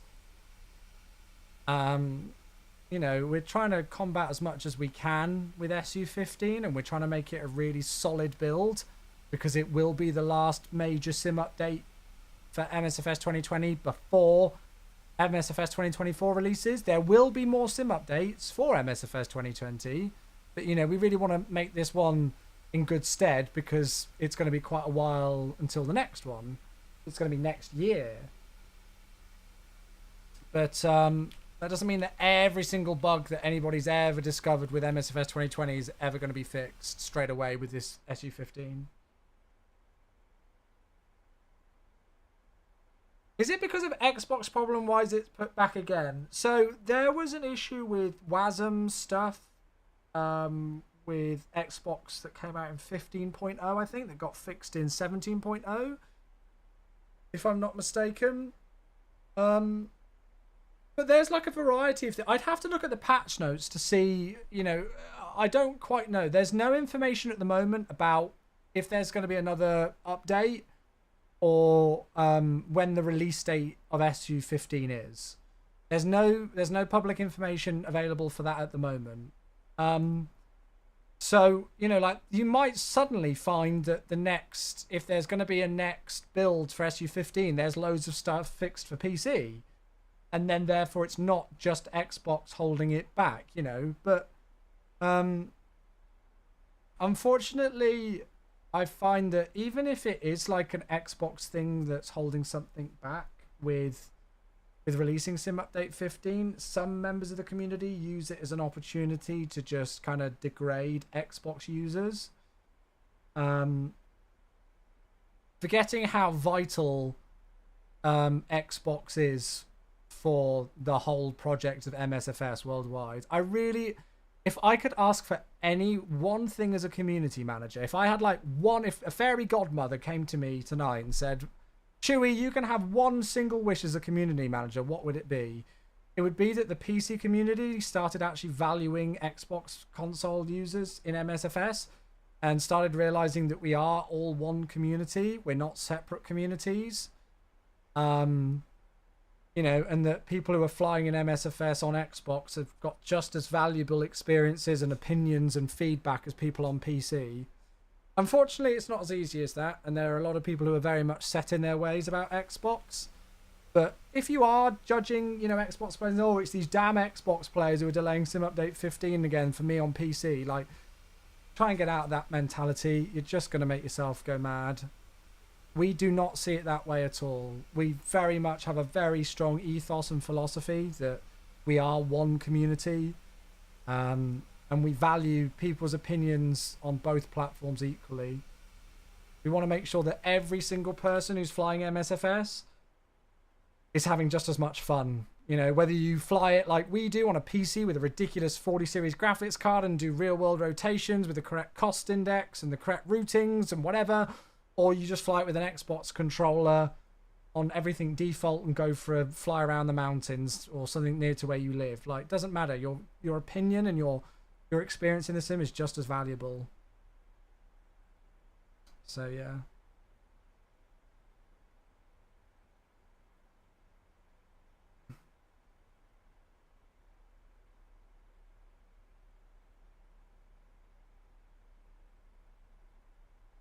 Remember when the Xbox release came out and everyone ripped on people who flew Neos?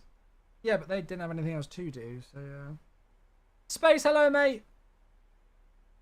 With the delayed SU15, will it be the last time MSFS do these planned launch date months out? I don't think I don't know. No, I think we'll still keep development roadmaps, Ben, because, like, I think the reason SU15 is quite a change to the norm. You know, sim updates in the past, we've always said that the launch date for a sim update is a tentative release date. That's always been a thing. And there have been previous sim updates that had to have those dates changed.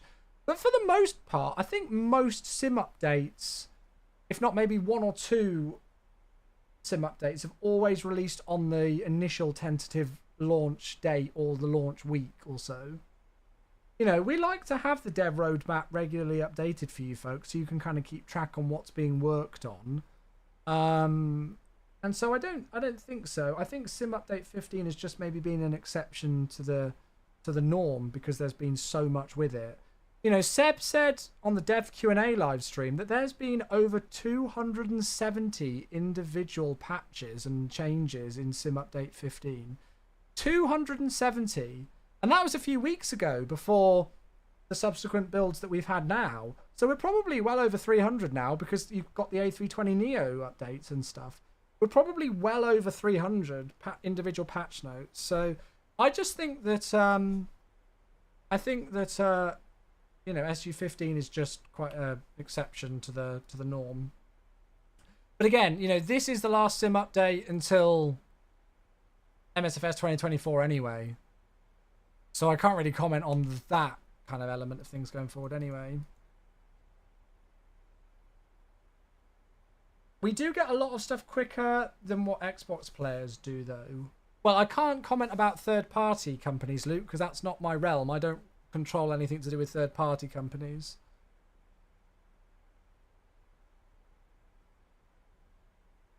All I can speak about is from, you know, stuff directly from MSFS and everything. Surely you avoid a lot of backlash by keeping the roadmap more loose. No, actually, on the complete contrary, we'd get loads more feedback from you. We get loads more backlash from people who go, "Why aren't we getting specific notification about?"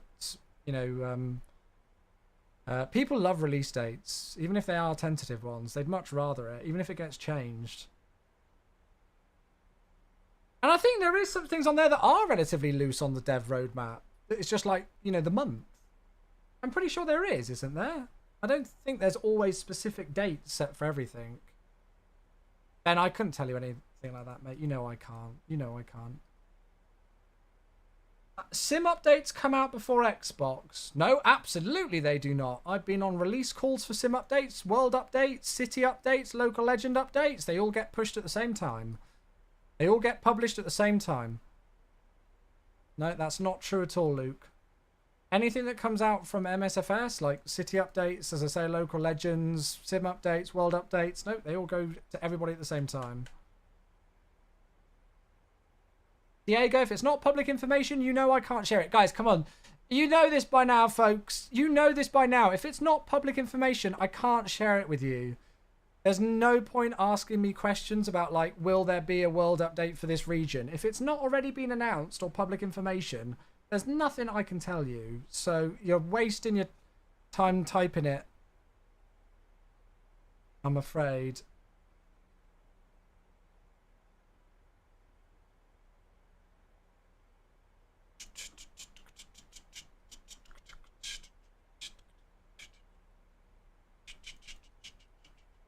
Right.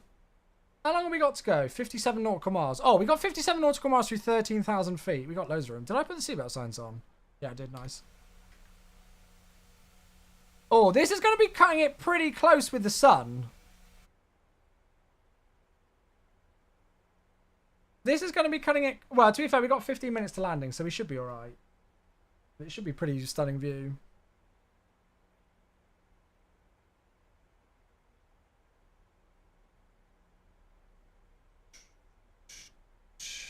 You want to fly the Beluga when 2024 gets released? Yeah, I was so happy that that was announced in the dev stream not long ago with InnyBuilds doing the Beluga.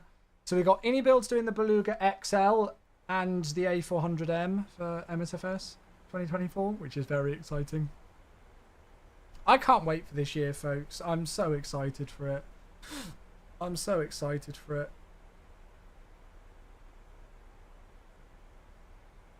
You just want an A330? Yeah. I don't know what Aerosoft are doing with theirs. We've not heard anything for a long time. A long time. Your confirmed Brazil World Update is in progress? Yeah. But there's no, like, time scale for it, I don't think.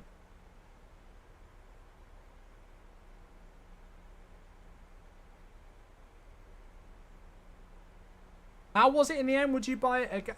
Cucumber, I don't, the aircraft is good fun. It's absolutely crying out for custom autopilot and a custom flight plan. But if you can kind of work your way around the, you know, like the default flight plan, and you might, you know, sometimes intervening with heading select instead of relying on the LNAV and stuff.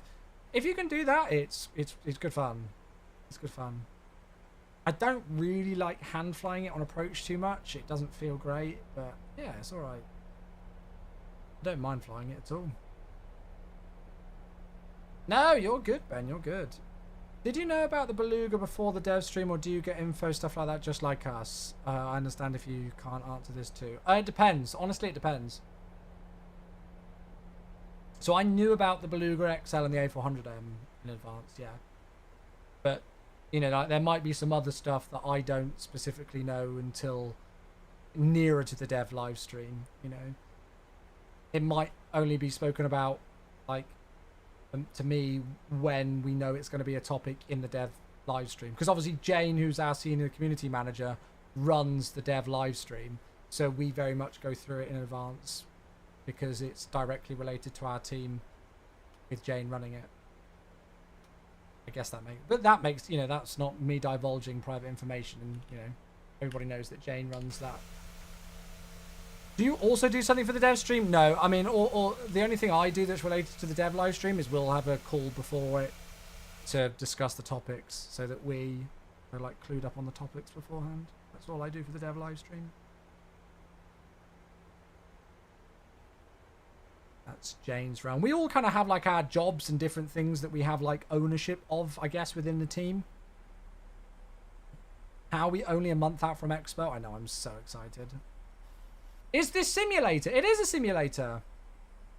The Embraer has come on a lot since release. Yeah, I mean, I've only flown it now for the first time within the last week. But even from when I saw that first live stream of it, you know, seeing that first live stream on cruise level DE of the Embraer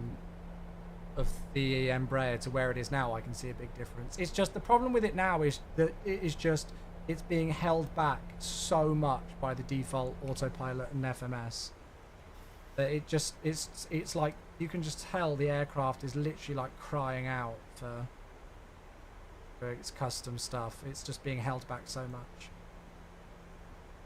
Are you there in a professional capacity? As far as I know right now, I'm there. I mean, I'm planning things for the event. Yeah, so I'm actively involved in planning stuff for the event. So as far as I know, I'm working there. It might change, but I will be there regardless. So hopefully you'll see me in an MSFS t-shirt working at the booth and doing lots of other stuff, yeah. But if not, I'll be there anyway.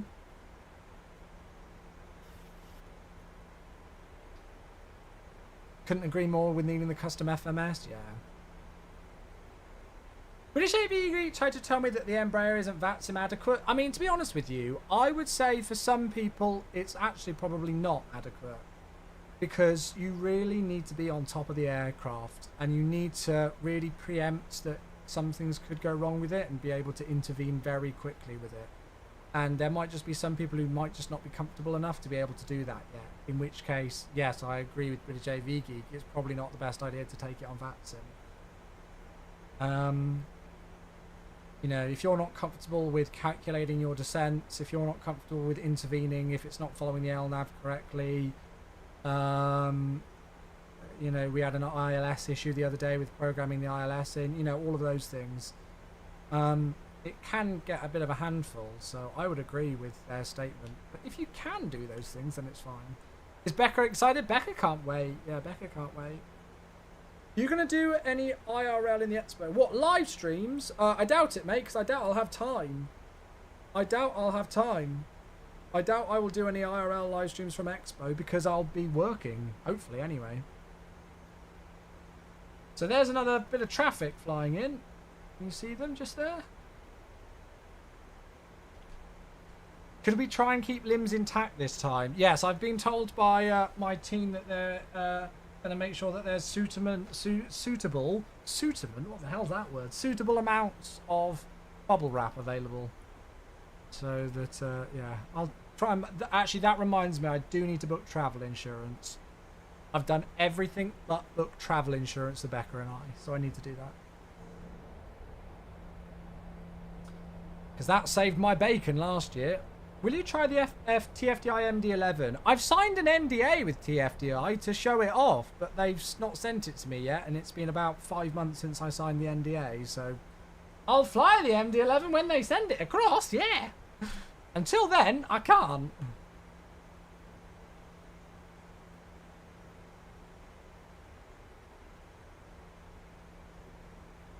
That looks so cool with the aircraft on short final. Look at getting year-long policies. I paid $37 for a year-long worldwide cover with cruise insurance. Yeah, I usually go through the post office. So I'll see if I can do a year-long thing, because it would be cheaper, especially if I'm going to Cologne and then Japan in the next year. Guess you'll have to wait a bit longer. They told Jamie not to stream it, even though he has it. Feels bad, man. Yeah, I mean, I don't really know. Right, let's slow this sucker down. That's one.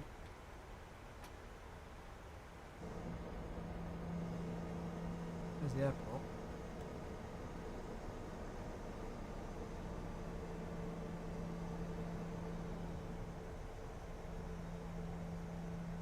Jamie has been told he should not be streaming it anymore. Yikes. Has he signed anything to specifically say that they can dictate whether he streams it or not? Or is he just agreeing with it to be friendly?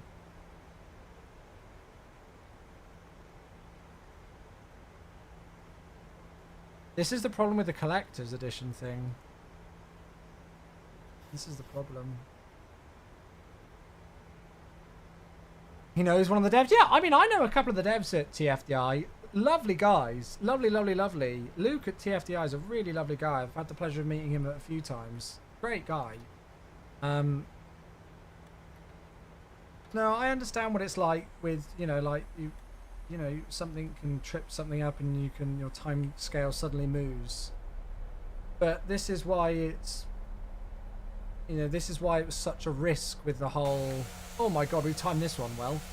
Southwest traffic, it is the 248, runway 29 is vacated right side for the apron. When you do the collector series thing and everything. Fast traffic, Rhino 5401, RMP, sorry, RNAV visual, runway 29er with approximately 13 miles to run.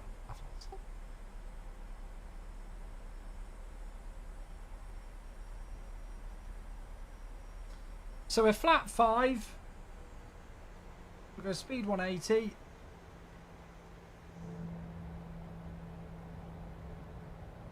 Chilling up.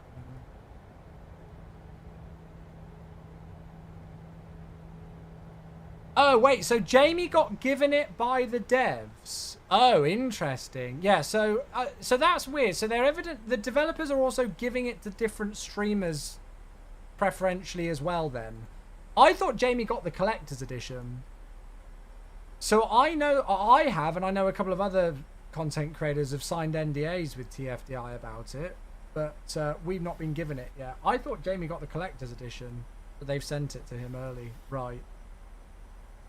Oh, I get it now. Right, I need to get ready to pause the alerts.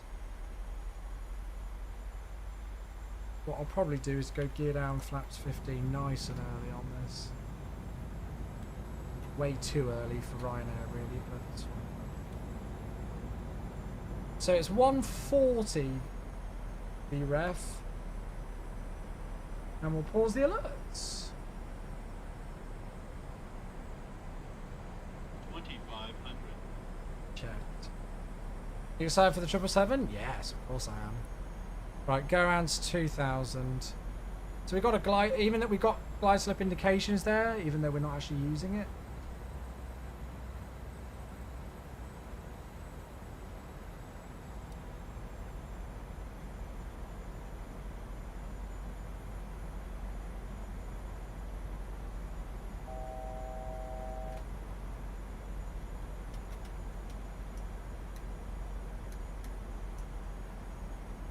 So the go around's 2000.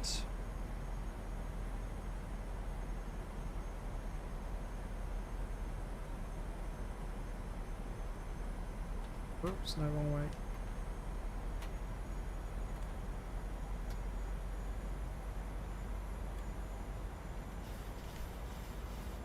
Oh my god, that sun.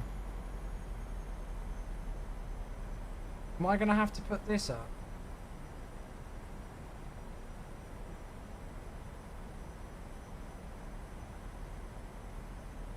This could be the worst idea in the world.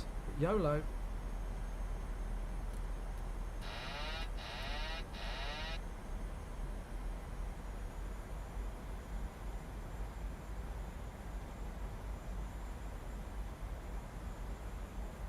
Actually a really good idea to program the ILS in.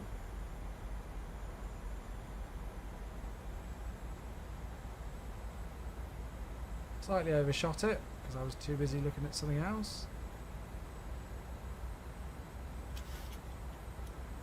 Oh my god, the sun.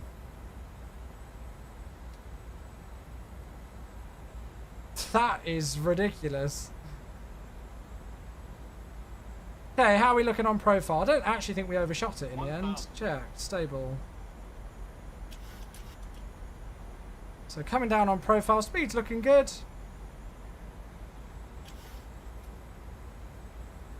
Fast traffic, Rhino 5401, 2.5 miles, visual 29er. Touch low, correcting.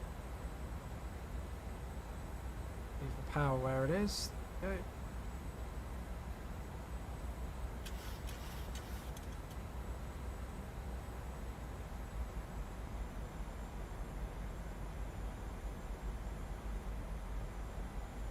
Touch fast as well, that's fine. 2 white, 2 red still.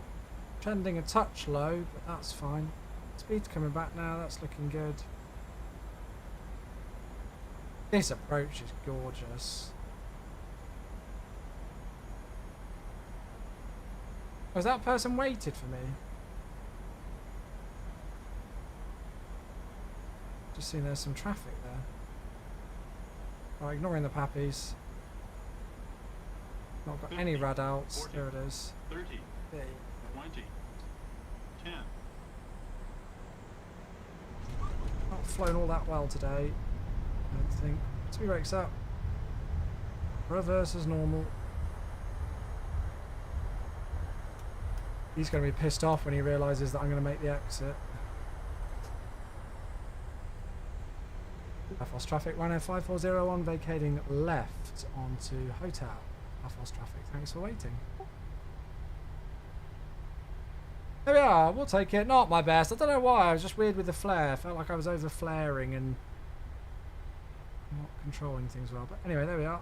Southwest traffic 0248, cross runway 1129, taxi to the apron. So we'll go Mike aircraft. and then Kilo. There we are, welcome down everybody.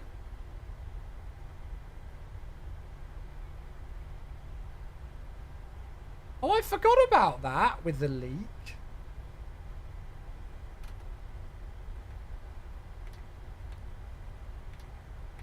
There we go, 1 hour and 2 minute flight. That was fun, wasn't it? What a beautiful approach. What an absolutely beautiful approach that was. Did we all enjoy that one, folks? Sorry that my hand flying wasn't exactly amazing there.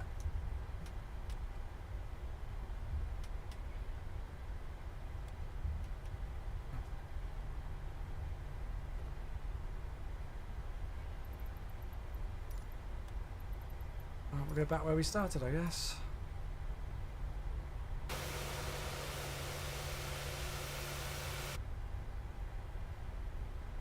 Very nice. Right, unpausing alerts. Don't think any came through, but they are unpaused all the same. Okay, so APU should be coming on.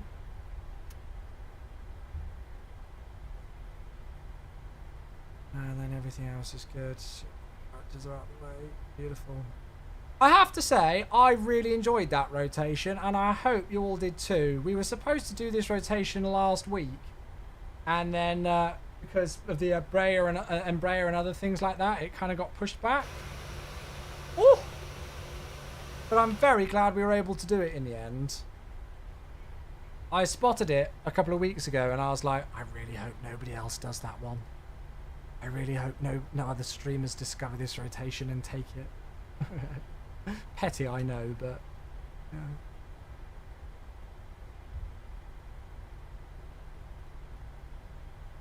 So yeah, 2 beautiful Freeware airports. All you really need to, is the MDG. I mean, you could do this rotation completely for free. If you use the default A320neo, the 2 airports, you wouldn't be paying anything extra. I guess GSX, but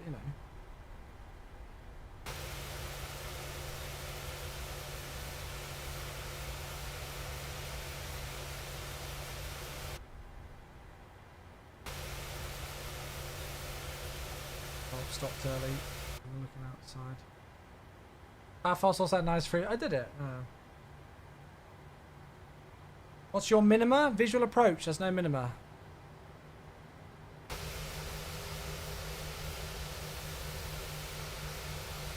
There we go. We'll cheat.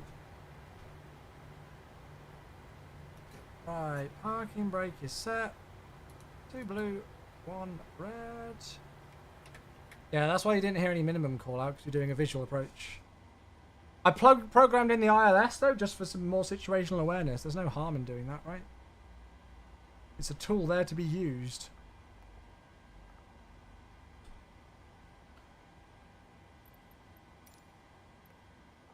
Right. Okay, seatbelts. Anti-collision light. Swing that over to there. That's done. An hour and 12 minutes. Nice. Go and request some of that. Wait for the ground power to come in. There it is. Switch over to that. APU can go. There we go. Very nice. Well, there we are, everybody. Welcome back to Paphos. I'm glad we moved the sim back an hour because that worked out absolutely perfectly with the timing, didn't it? Right, let's have a look at... no, not Navigraph, Volanta. So there's the flight. Did we overshoot? Maybe the slightest bit, but really nothing much. Nice turn in. Look good. And the landing rate. A 183.71, 0.92 on the G-force. There's the centre line, right smack bang on, and just before the main markers. We were a touch slow going over the tiles. Wasn't all too happy with that, but we wanted to get off at Charlie. Flap 30 order rate max. Easily did the job. Manual braking relatively early as well. And there we go. Good stuff. Well, that's definitely another two places to add on then that we've not done before, not done for a while. Well worth a trip out here for sure. And there we are. Our passengers are coming off the aircraft. They seem happy. Right. Okie dokie then, folks. Well, on that note, that's a 3.5 hour stream in the bag and another safe rotation to start the week off. And that's going to be me finished for the day. I am going to finish up there, but we'll be back tomorrow. I don't know what we're going to do tomorrow. Kind of in the mood for the Embraer again. So maybe you'll see me doing some routes around Brazil in the Embraer, or we could be doing something completely different. I've got no idea yet, to be honest with you. And as with all of you, I'll find out tomorrow. And then, of course, I'll let you all know and update you all on the Go Live message on Discord and everything. All right, folks. So, yeah, if you do want to be kept up to date with all the information, what's going on in the live stream, you want to know what's going on, when I'm going live, everything like that, I post all of my announcements, including links to the live streams on my Discord server. So please come and join the Discord server. And I also post my stream schedule on there, so you can see kind of when I'm estimating to go live during the week. And yeah, we've got all of that on there. So that's where I post everything when I'm going live and update my schedule and stuff. All right, so I will finish up there for today, but very much appreciate you all tuning in, whether you've been tuning in via the Twitch or the YouTube. Always much appreciated. I'm really enjoying doing the dual streams, so yeah. Right, more flying fun tomorrow then. I will see you tomorrow evening. Have a great rest of your Monday. Enjoy your Tuesday, whatever you all got planned. I'm going to do some video recording tomorrow at work, so I'm looking forward to it. Appreciate you all very much. Thank you for the incredible support as always. It does mean the world. I really do mean it. And we'll see you all tomorrow evening. Good night, folks. Happy landing.